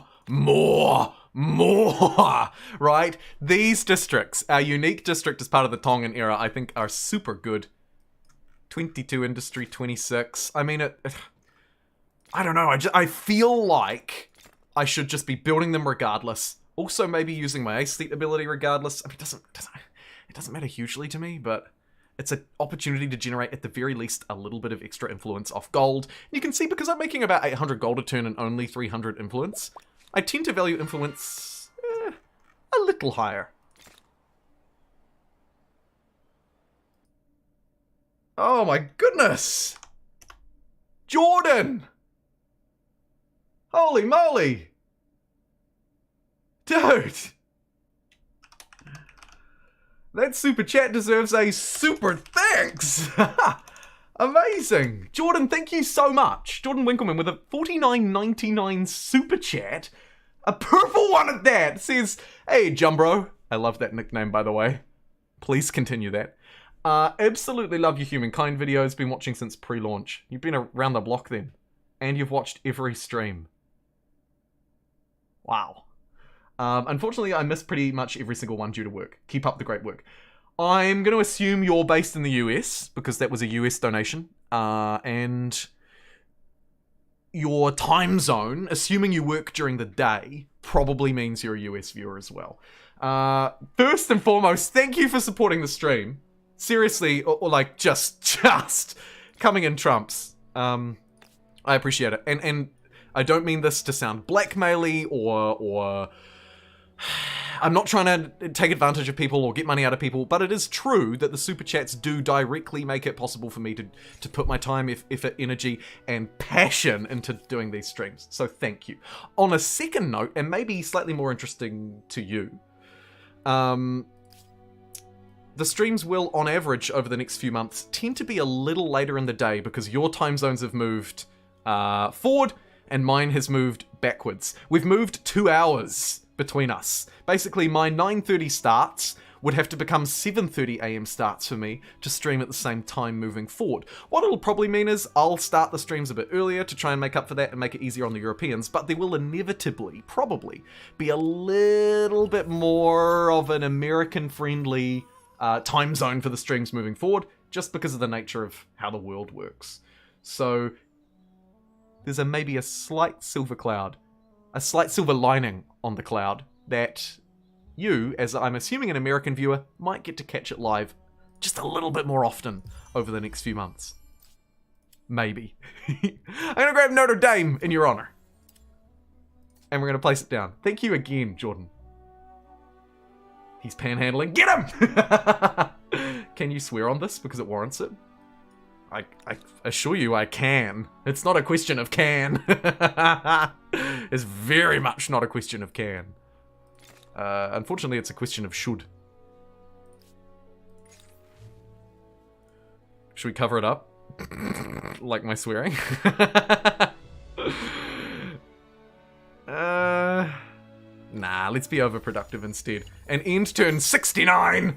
As we're on 63 likes on the YouTube video. You nearly beat me on the likes versus turns counter.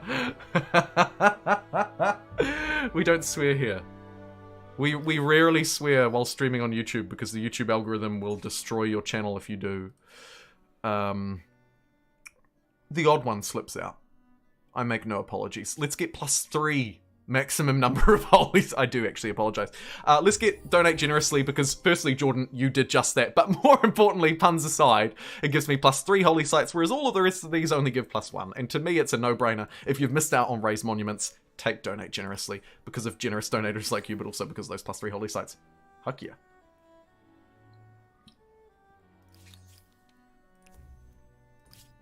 Oh, I should also name a city after you. This one is still on its crappy default name. Let's call it Super Jordan. Super Jordan for a super donor. Thank you, Jordan. And let's start building these holy sites here too. And again, like I say, queue up these cramlets. These cramlets are very important. Another one bites the dust down there, I think. And maybe even another harbour. A lake harbour. Fine. Get the high furnace online. And then pick up those extra things as and where I need to. The hamlets also provide strategic opportunities for me to build around them. So maybe, actually I was just about to say, maybe building some near the coastline is a good idea. And as luck would have it, this one would love to be near the coastline. I'll get it built first. In terms of technologies, we've got enough science carrying us through from previous eras by the looks, so I can just kind of grab all of those techs. Looks like the safer vids are winning overwhelmingly in the votes. The occasional Twitch exclusive. Jumbo After Dark on Twitch. Yeah. A shout out to the Jumbo After Dark streams, which haven't happened in a little while. Should do another one of those soon, actually. They're always fun. Pour a glass of rum and coke, put your feet up, and just have a fun stream on Twitch with generally a slightly more inappropriate game as far as YouTube would consider inappropriate as well. I think the last one was Crusader Kings, just because of the madness that can result in that. But I do play Crusader Kings on YouTube as well. It's not an inappropriate game, but as players of it, like you will know, it does have its moments. Let's get Notre Dame down in Hakuna Matata is what this city should be called. I'm not sure why it's not. I think I've made my point. Notre Dame in 4. Ditch some money for that, maybe. Yeah. Actually, let's just get the whole gang on it. Why not? One turn. I see your Notre Dame and I raise you a very fast one. Room for another holy site. Let's again put them down in cities that either need extra stability or need oh my god, you do. It's not unusual to be unstable. We'll get amplitude on it, get that done in 1. And you can keep building up this madness. Yes. Placing it there will allow me to build next to this city, which could be useful. Pump out a bit of gold on the hamlets for wham bam. Thank you, ma'am.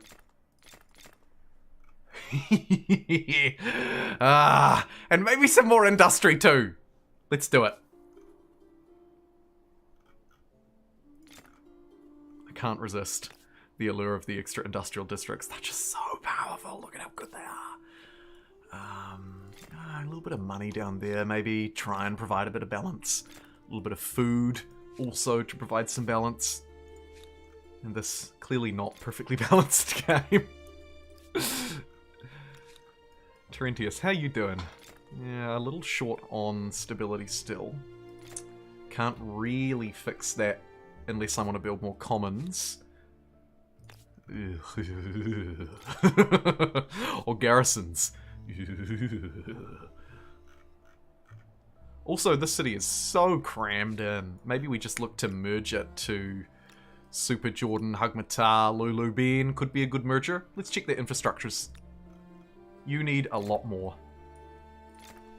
If we want to merge your cities, you're going to need to build loads more of this. So let me get you doing that. If you don't know, just as a really quick tip and trick, the closer your cities are in infrastructural levels, you can go to the completed tab to see which ones they've done, the cheaper it will be for you to merge them. There are other factors as well, but that one is really obvious, upfront, apparent, and pretty easy to adjust as well. Pretty easy to adjust. A little short of stability sounds like me. Hello, Star Soldier. Hey, friend. Yeah, also like me. It's gotta be said. It's gotta be said.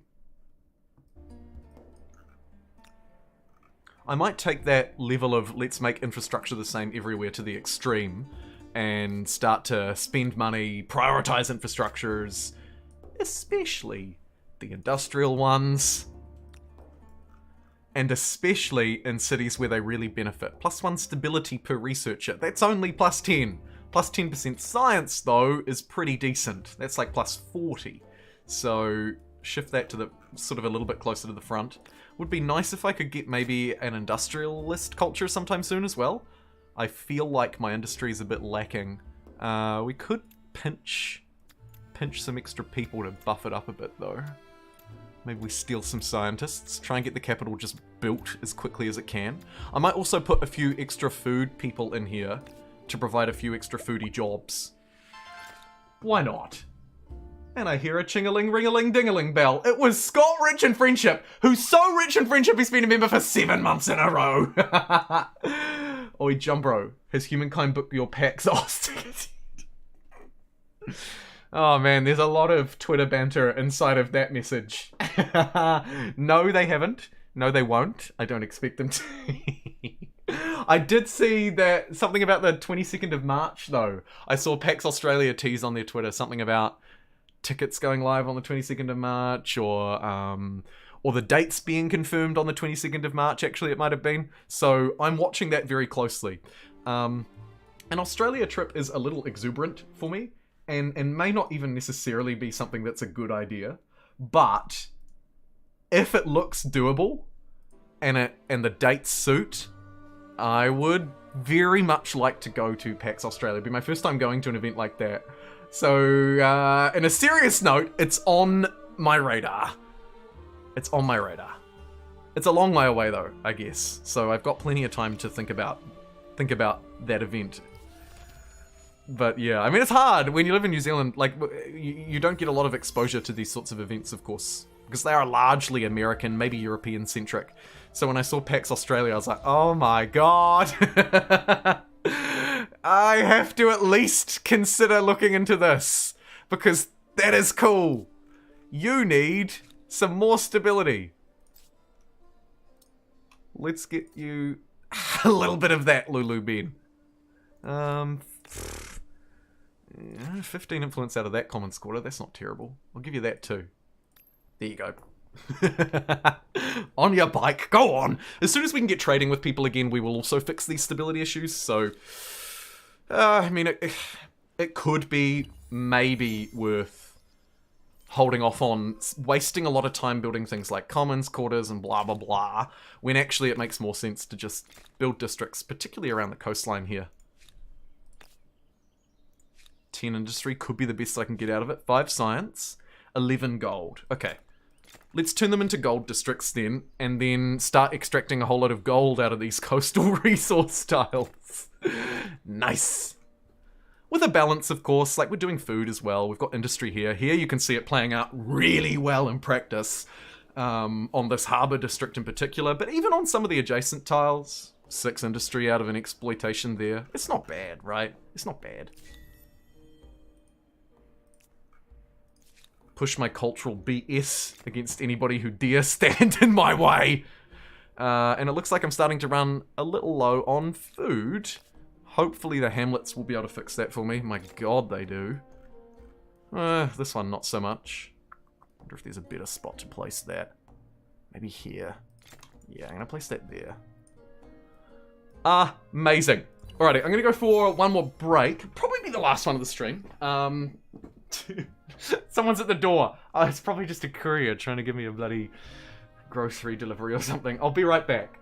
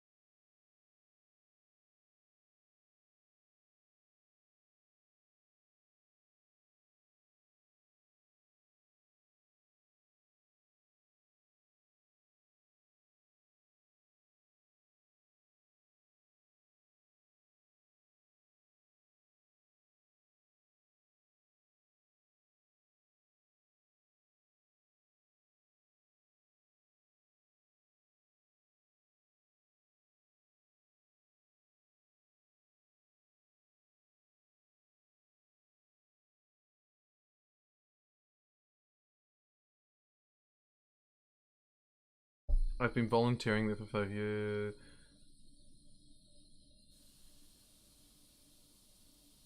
I work with the people higher up so they can ask me who the hell I am.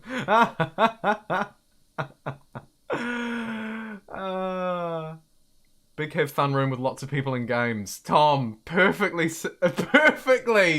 describing what PAX is. Yeah, I mean, I've never been to one, so I only know as much as you may in chat right now, but yeah. Tom, that is a great description. Essentially, PAX, there's one in Australia, and I believe one in America as well, if I'm not mistaken. Oh yeah, here we go, Huck. PAX, originally known as the Penny Arcade Expo, is a series of gaming culture festivals involving tabletop, arcade, and video games. PAX is held annually in, oh my god, Seattle, Boston, Philadelphia, and San Antonio. So it's very much an American festival, but they have an Australian arm, as well as in Melbourne this year for the first time. It's actually pretty hype, to be honest. Like, if there's a way that I can pull the levers to ensure that I can go, i.e. I have the money, it's safe, and I'm free to do so, and whatever other barriers could be in the way, I think those are probably the only ones. I'm kind of hyped for it. It's not really even my thing, and I'm kind of hyped for it. They've got me good. They pulled me in good with their marketing. Damn it. But as Tom says, big have fun room with lots of games and people.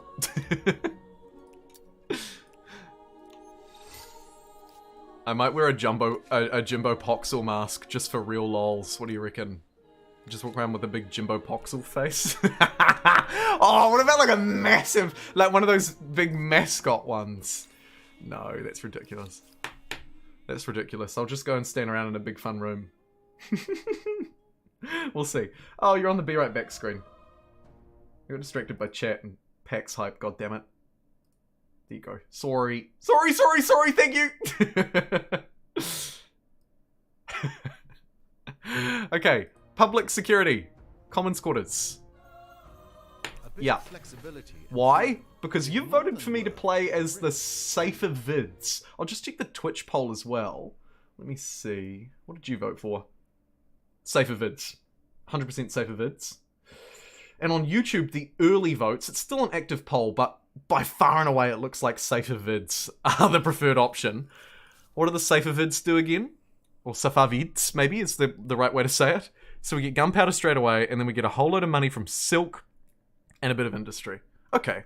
So like a good, middle-of-the-road, merchant-y sort of option. Fame, doing good. Maybe I jump on them now. Try and seize my fast-moving advantage here. We are also at war with the Sardines. This is just kind of going to slowly tick away, though. I'll pass through a couple more turns just for the extra fame. But I think I'll move relatively quickly this time. I don't see a need to wait too much longer.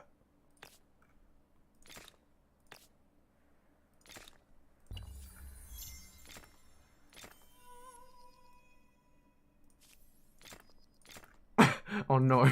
Okay. Scientific osmosis coming in left, right, and center. Not ideal. Maybe not the end of the world. I'll keep my newly upgraded. Well, I mean, they're somewhat upgraded. The trouble is with keeping so much resource hanging around is that I'm kind of wasting...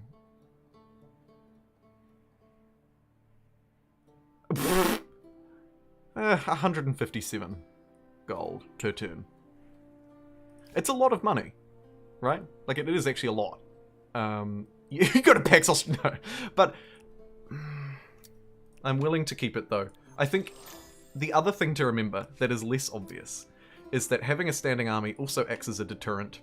So we can kind of try and stop other people from fighting us by just having dudes stand around, basically. I also have a weird sort of vassal-liege relationship that could be worth, at the very least, defending in future, if not a bit more. Whatever district I build here is going to provide huge yield. It probably doesn't even matter what it innately gives. It just sort of more depends on what do I want to provide to the city, and I think it's food, actually. So, have a look at this. If I place this food district here, in theory, if the Tongan bonus still stands and these are coastal tiles that are being worked, it should add 3 food to all of them. It did not. Oh, it did.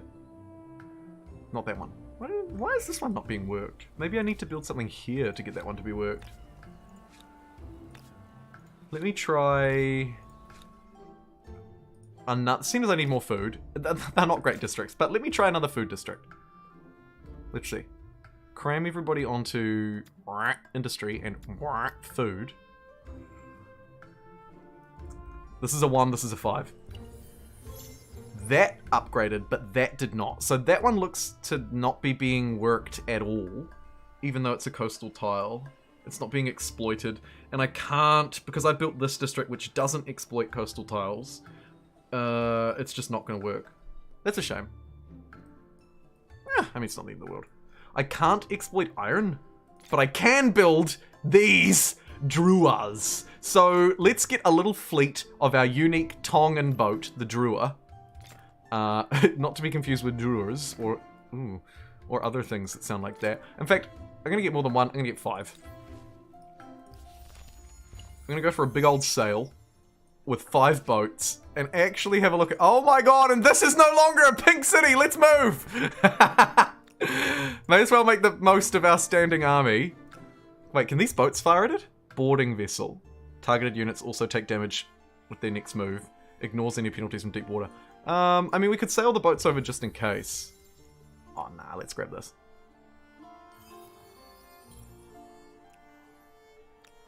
Go, go, go, go, go, go, go, go, go! We got places to move, people to shoot. Speaking of, it would be nice to have a crossbow. A crossbow, a jumbro. Oh, look! And you've arrived to fight me. Yikes. Okay. I feel like this was sort of a long time coming. Thankfully, I have a turn's notice. Let me get some good, defendable garrisons up here on this hill. Unfortunately, it's actually going to take 2 turns to get those online because this city has pretty bad industry. Also being attacked over here on this coastline, which I've just abandoned. Yikes. Should I peace out of this war just to end this chaos? Ooh. It would actually cause me to convert to their religion, which I do not want to do. Looks like I'm holding my ground here. I can reinforce at the very least, so let's snake these units over here. Upgrade these 2 into crossbows, and anyone else who wants an upgrade can have it. And very quickly, reinforce and defend this city. Nice.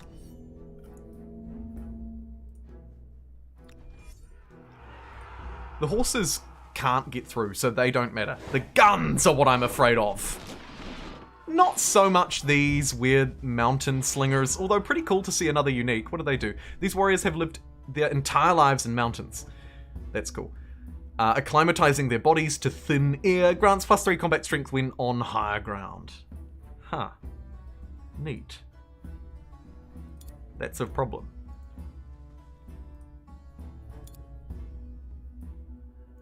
Unfortunately, also, the crossbow has to get, like, right up against it, even just to be able to shoot it. Which is not great. But hopefully, with enough firepower, we clear this one out the way. Oh, no! I really wanted to so that I could bring my crossbow through. It wasn't meant to be. That's okay. Any advantageous attacks by these units should be taken, but the rest should be ignored. Clearing out ranged units, a great attack. I'm absolutely doing that. Everyone else is just going to hold. And this is how you deal with a crappy fight. We're at 68 likes right now on YouTube. Thank you very much, everybody. Oi, Jumbro. Oh my god, the Wordle. Oh, what a first guess. Amazing. Amazing. There we go, also on the likes. Brilliant. Made it to the stream on Twitch too. It's Q Guy. Hey, Q Guy. First time in chat. Love it. Love it. And now it's at 70. 70 likes. Thank you, everybody. Okay, likewise, the same deal as last time. We use the melee unit to clear that out. We'll bring the crossbow up to the high ground to keep it more defendable. And maybe also bring this melee unit in to try and shield it a bit. Ooh. Look at that move. That's actually pretty decent. Ooh, that wasn't though.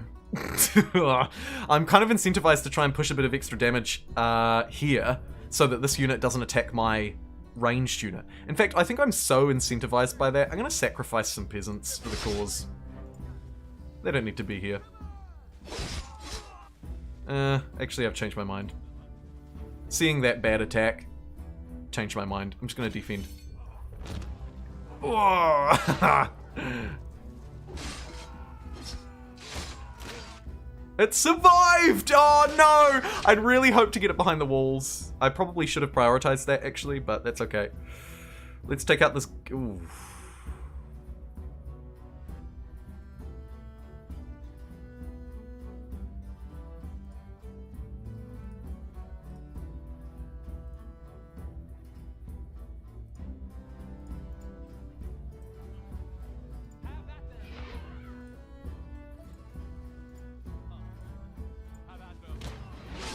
Send in the weak one. Hopefully it'll shoot the weak one, and then the strong one can come through and follow that up. That's the idea. I don't know if it works in practice. Horse can't attack the wolf, so it doesn't matter. The two swordsmen will die attacking into the peasants, so it's actually just the gunner that is the problem here. Let's try and fix that by getting a couple of not guns of our own, aka crossbows. I think this also makes sense for me now to move through into the safer vids to get gunpowder unlocked straight away. So let's do it. Safer vids. Hello and welcome.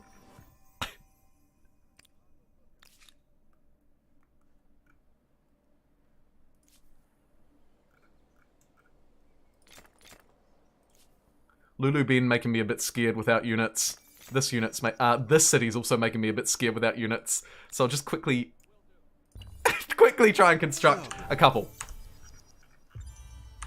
Wanda can be claimed, and we've made it to a new era, which means we have a new emblematic district to unpack.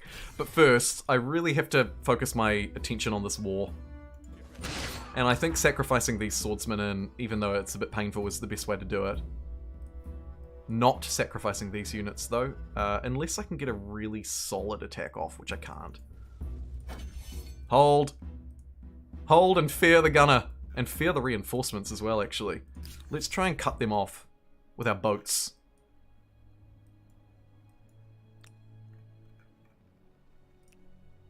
Upgrades as soon as gunpowder comes online. I like the look of that.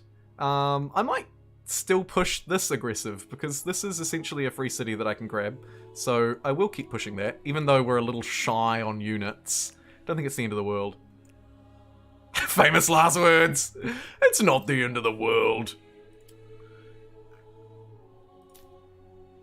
Grab Top Cuppy for the plus 5% industry and the double production towards shared projects such as natural wonders and nuclear bombs.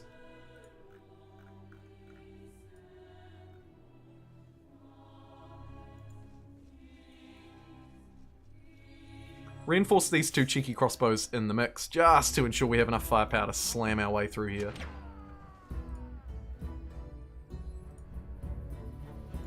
I'm going to send a peasant out. Go, you brave boy! Let's see. Actually did a reasonable amount of damage. We send one more, we could almost take him out this turn. Which would be good, because then it won't be able to attack me again. But I do need to hold these walls. We've only got 3 peasants left behind the walls, so let's hold.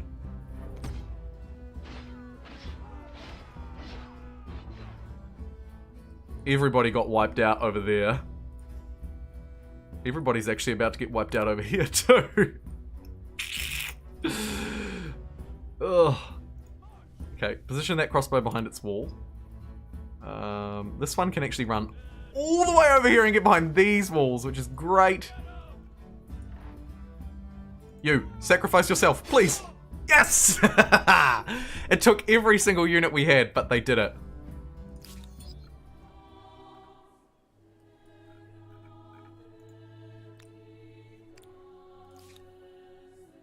Let's have a look at these uniques as a slight change of pace.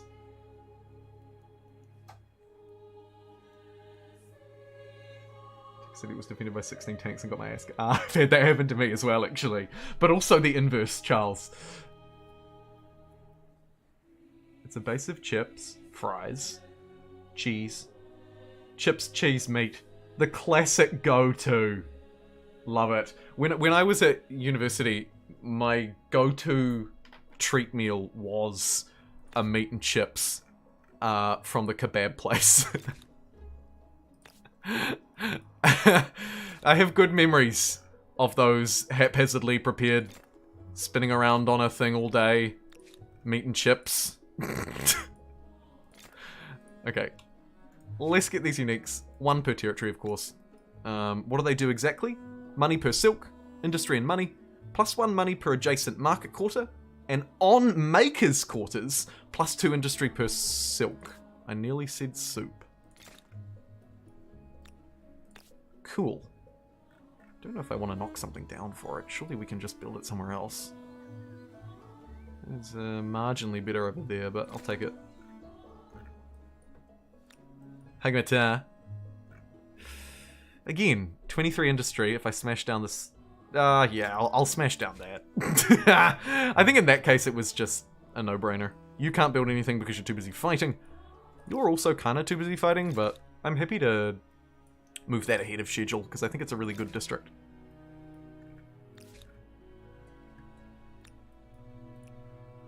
I desperately need to connect gunpowder. Do we have it anywhere? Yes. And the poor capital, which is really struggling to make ends meet. Put everybody onto industry again, and everybody onto food again. In fact, we might keep the capital on expert policy, industry, food, then science. Forever.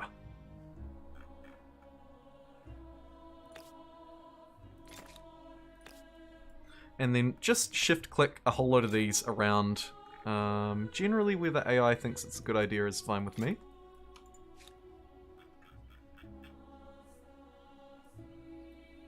And I'll just throw these carpet weavers to the front of the queue, but then make a couple of tactical decisions on what to move ahead. I'm going to move one hamlet and the saltpeter ahead. There's actually another saltpeter up there. Let's get them both. That'll let me get guns, which I kind of feel like I need, right? If we want to build our unique in particular, I just need one gunpowder, and we can get a huge upgrade to a unit with 44 combat strength. That's like 13 more than the crappy crossbows we're using right now, and it can move and attack. That's a huge upgrade, actually.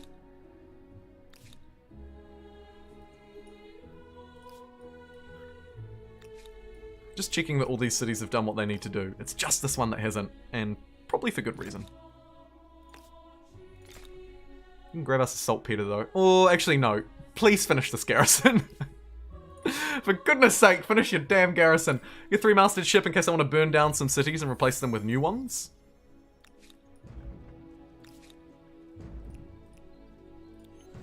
Let's upgrade these great swordsmen. Even the great swordsmen upgrade along this path, which is actually pretty good. But I might keep a couple, maybe for frontline fodder.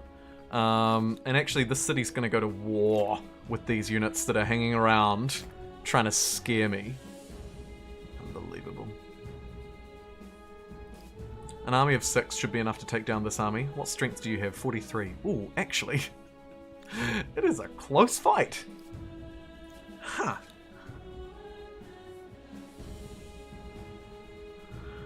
What trouble are you about to walk into? Quite a lot, actually. I might just sail these poor lads around in the ocean for one more turn. Scurvy doesn't exist. You'll be fine.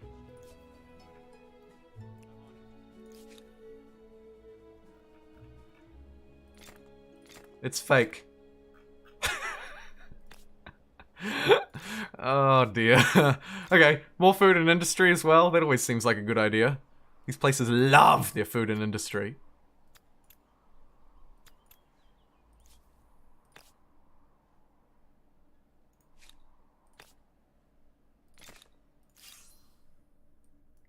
And what the huck is going... Oh, yes. You, crossbow, just gonna quickly sneak across these other walls, giggling as it runs its way along. And now, from the low ground, while this horse could literally just walk across this cliff and fall down behind the city walls, it's not going to, though. It's just going to stand there and take a beating, while I also take a beating from the sea, by the looks. Ha! Oh, I see. Okay. I'm just gonna hide over here then. Huh? Are you gonna shoot me now, you big dumb boat? You're not. That's the answer to that problem. As we move through to turn 84, just a quick catch up. Let's catch up on Fame doing well. An era behind, or an era ahead, I should say. So there's Fame potential for the AI to catch up on me as we go. Always something to keep in the back of your mind. But looking good. Looking really good. Fun to do a run where you restrict victory conditions to only Dom. I don't think you've tried it on stream yet. Actually, you're right, Pete. I have not done a domination-only run. And to my memory, maybe only 1 or 2 runs that were even focused on militarism as their core focus. In fact, I think I've done more runs not building a single unit than I have trying to take over the world. So, yeah. Agreed.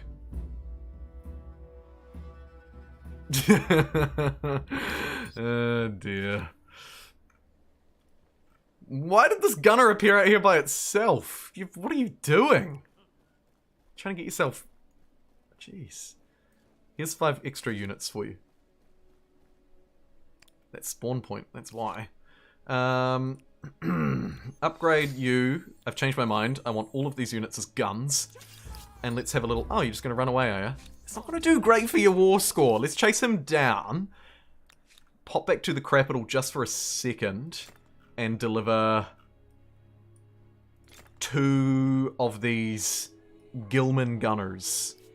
Just to try and intercept any garbage that might be coming up from these units. They could be trying to run away as well. I doubt it, but they could be.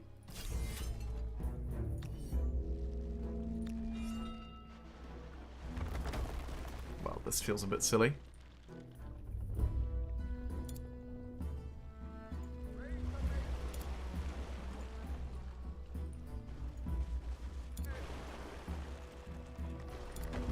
Doesn't it?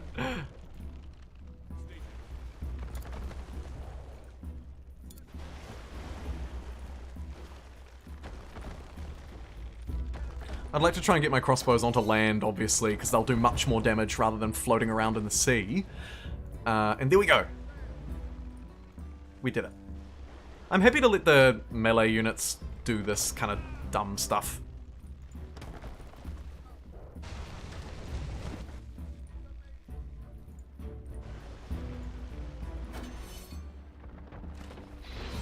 Oof. Did not expect that, to be honest. I'm not sure why I didn't factor that in. Apparently they have units in their city. What? Crossbows are useless because it's 2 tiles away, so let's just fleet. Try and surround that unit as well. Cool. Cool. Boats? Yeah, baby. Hello, I am boat. Thought there was an enemy boat there, apparently there's not. Just gonna have another look. Yep, no, really isn't. Okay, let me shoot you instead then. This is not gonna go well. Listen to that plink. Plink. Plink.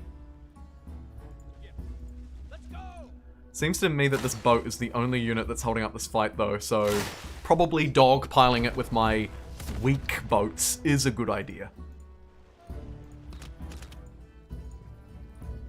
I'm not going to lose one in the process though, so we'll swap out, finish it with the crossbows. Bada bing, bada bam, bada boom. YM has been successfully defended for another turn. Take that, Australia. Take that. Sorry. Yeah, more of those districts. Thank you very much. I love you, really. One more gun as well, because who doesn't need more guns? Oh yeah, this mess. Cool. Next turn. Might get another wonder down here and take that Australia just because it's, again, kind of floundering around. And then as cities free themselves up, I'll get them to build Topkapi Palace for me. But I won't get them to cancel all of their other garbage because I do want to still earn money. I do want to still earn science. I don't want to be too held up. I want patronage, and then I want supply lines. Patronage for luxury manufactories. Supply lines for the extra city cap. Because we're still 3 over. Yeah, we're still 3 over. It's a bit of a yikes. Or burp and rub my belly. Why the hate, Jumbro? It's just war. Yeah. Hey, Z-Shoot. Love your comments.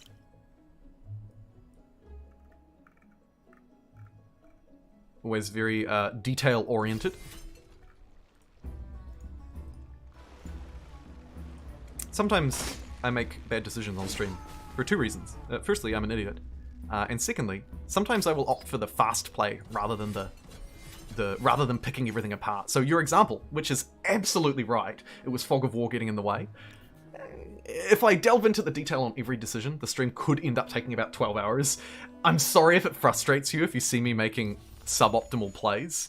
But it is important to note that there's always sort of a trade-off in the back of my mind between making the always right play and spending a long time thinking about things versus just kind of moving through a bit faster, brute forcing it a bit, and embracing the madness that is the stream. I hope that makes sense. Yeah, I'm gonna send this unit to north. Probably not gonna bother upgrading these lads for now though.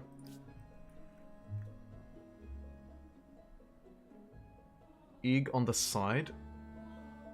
Or on the sandwich? Good God, who puts egg on a sandwich? What kind of monster? On? I guess we mean in, right? I can call sick. Nice. I don't even eat eggs, so I can't join in on the egg chat, unfortunately. Okay. I'm sorry, the idea of a chicken's ovary just does not appeal to me, and I just can't get past that. I just can't. Oh, yuck. Oh, yuck. I mean, really? Hot take, but oh my god. Not to put you off your eggs if you're just sitting down to enjoy your salt and peppered egg. But oh dear lord. I couldn't think of anything worse. There's a fun fact about me. Okay, let's station these very powerful gunner units there. I doubt that the AI will mess with me again. Send the boats over to explore. And what is even causing this fight to continue? Probably just me. No, it does look like actually my units at the sea here are taking a beating from that boat. Nice one. You did it. It's not actually, important to note, not actually taking the city yet. We were just fighting around the outside. So I'll upgrade these units, or heal these units, or whatever it takes, and then disembark them very quickly. Otherwise we'll miss out. I think they're probably good enough to take this fight by themselves. Oh no, not with that deploy point they are not. Damn it. Let's hope that this one gunner survives one turn. It's going to easily do that. Get disbreed.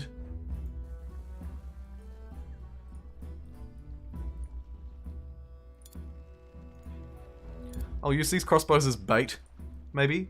And then bring, maybe this healthy sword.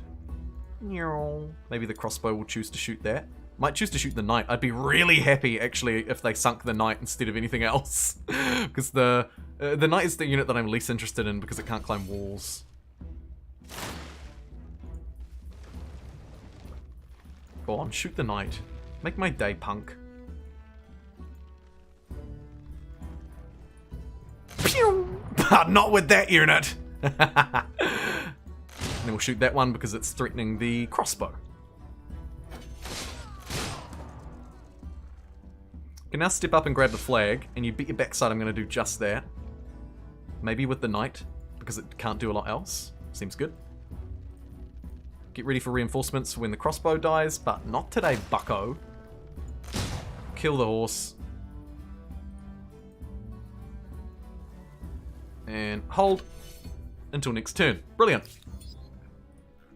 Another gunner. I'm not even sure where these gunners are coming from. Must be amplitude. Spawn them on the city next time we build them, because they don't need to be all the way out here. And Terentius, another holy site for your... No! That land is too crammed full. We need to start building stuff in other places, or maybe connecting, or merging, or... Oh, fine, I'll do it. You can have one more holy site. A gift from the gods.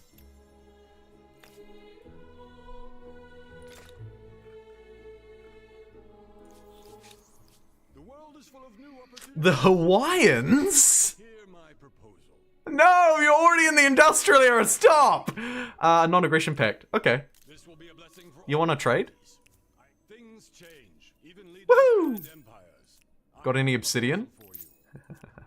This will be a blessing for all Great. I'll also take any ones to do with food, and silk will be high on my list as well. But for now, that's a good little grab. Finally, a trading partner. South of Yellow, who I already dislike. Design and construction. Oh my god. My Tongan fleet cannot compete with those guns, so we're going to flee out of there. It's going to cost me a bit of war support, but it's not worth taking losses. It's just not worth taking losses. Let's reinforce this fight, because it looks like they're going in for round 2. This is a fight that they shouldn't take, though. This is going to result for big losses on the Australian front. Pew! Pew! Pew pew!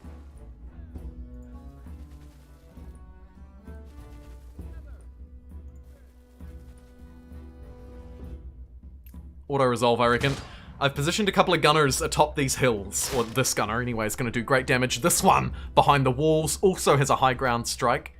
And then I'm hoping that the AI will just let the rest of these units, including the peasants, kind of just defend. And hopefully that battle will not glitch out. Cool, cool, cool, cool, cool, cool, cool, cool, cool, cool, cool, cool. Ah, yep, look, there we go. It just... They would just hit a long turn, okay? It's like in the multiplayer games. They're fighting two fronts. They got a lot to think about. Don't get to like the stream, you lovely pixels. I agree. Crammed full. Why districts, of course.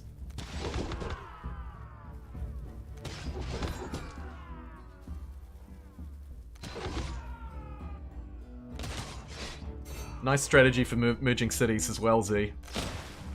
Transfer the pop out to save them, burn it down, replace it by a new city, supported by, of course, the infrastructure like Colony Blueprint as part of Steam Engine. A great way to burn down cities, swap population. I've actually made a couple of videos about that already on my channel when it comes to how to burn down cities. I'm personally not a big fan of the burn down city strat, just because I don't like how it kind of ruins the story that I've already built around the cities. But if you're looking for purely pushes glasses up face, optimum plays, absolutely.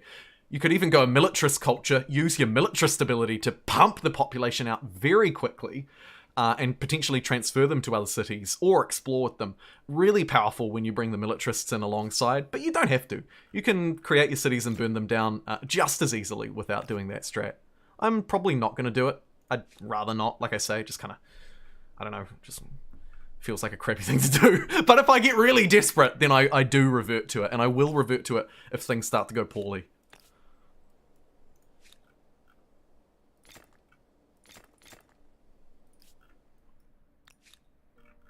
For the time being, I'm going to focus on making sure that these cities have good infrastructure and good stability, actually. And not burn down Lulu Bend, because what a crime that would be. Although I could also always just rebuild it in a better way. For the time being, though, let's continue. More districts, I think, for Lulu Bend. Oh my god, that is such a good one. It's going to cost you food, but I'm going to do it. I'm going to burn that crap down and get 34 industry out of that.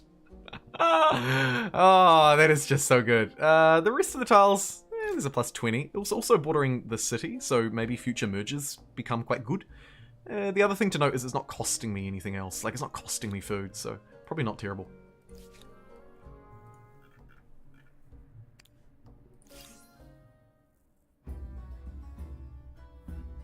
You do overflow pop, yeah.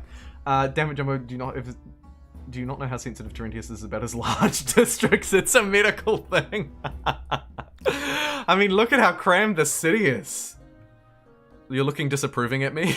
I can't fit anything else in here. Oh, it's insane. You are sort of reaching a natural limit to your growth as well. It's important to note. Should I burn down Terentius? The ultimate FU to Terentius? Just burn it down and then attach all these districts into Super Jordan? Nah. There are some benefits, of course, also to having lots of extra cities. It's important to note when you're factoring into your equations. Don't forget, I'm getting a lot on certain cities in particular for just the fact that they exist as a city rather than existing as an outpost. It would take me far too long to run the numbers to figure out what is technically right for this game.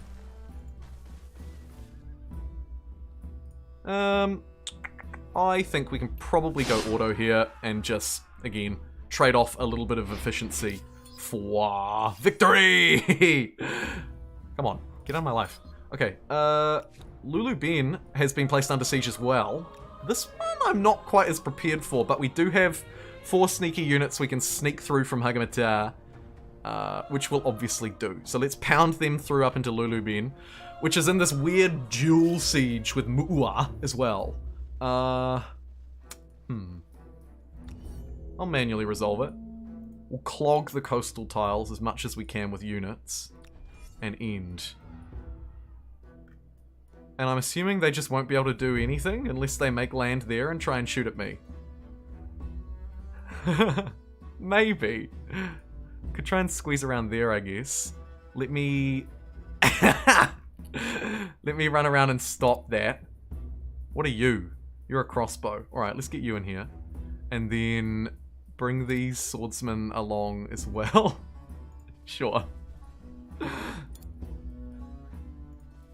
Go on your bike.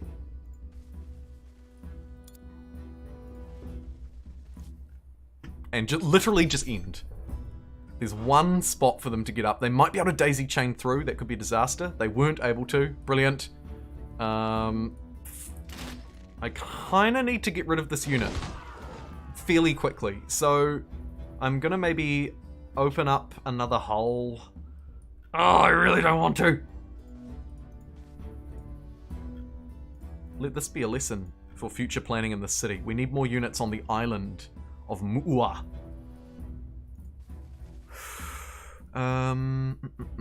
Which one? Ideally, I'd like to pull one out on low ground, but also not one from the middle because it's too close to the flag, and also they could funnel units through. So maybe I take this one, even though it's high ground. Shoot it over this way, and clear that. Yeah. Again, leaves us vulnerable in this tile. I don't want to open up this one because then they'll flood through, so I'll leave it at that. And hope that they don't flood through and fill up all these before I can get in here.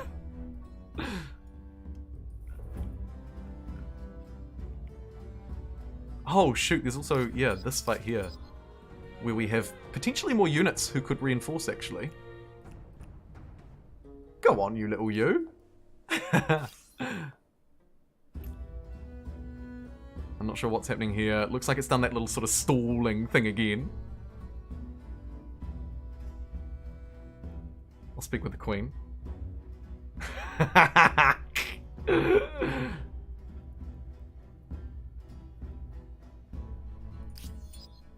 Sorry, Z-Shoot. I should clarify. I don't want them to flow through over multiple rounds.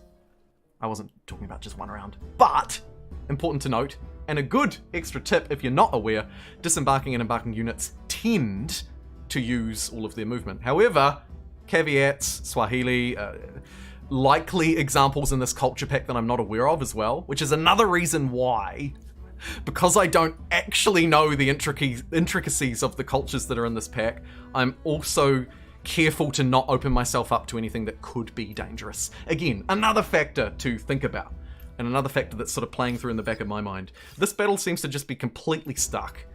Wonder if I could chuck it onto auto, jump out of it, and then trigger something else. That seems to be helpful.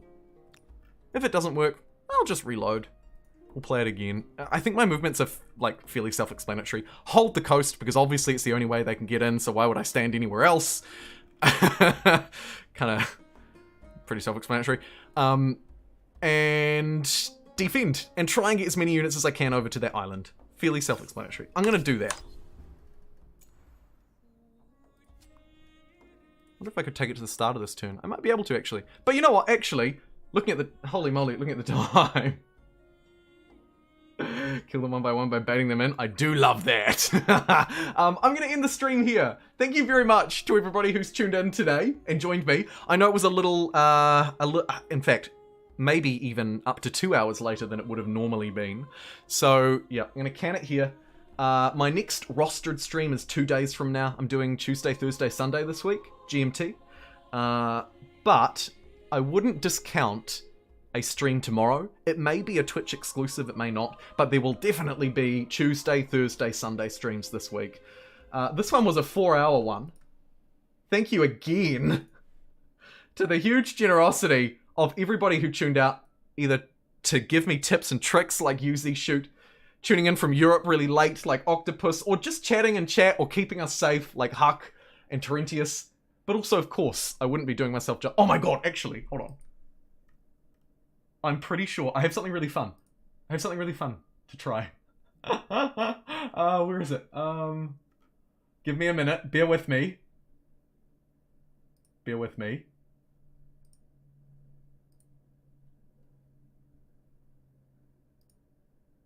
I'm wondering if this will work. Oh, it might not.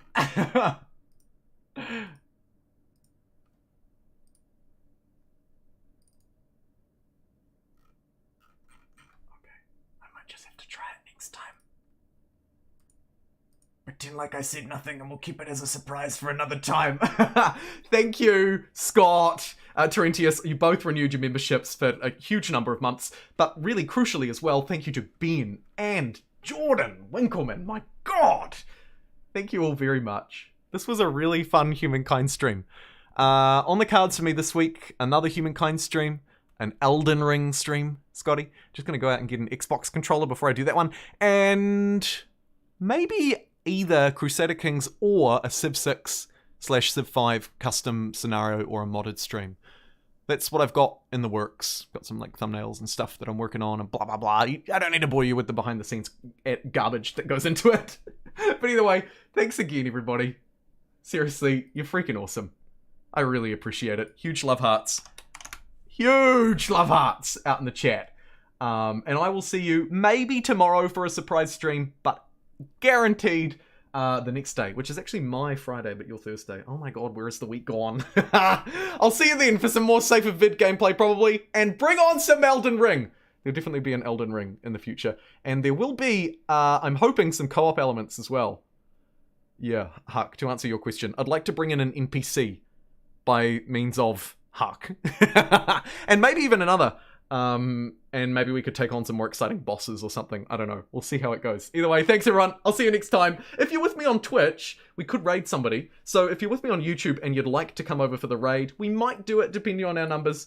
Otherwise, thank you YouTube. I'll see you very soon. Take care. All right, there's the dead weight ditched. I'm kidding.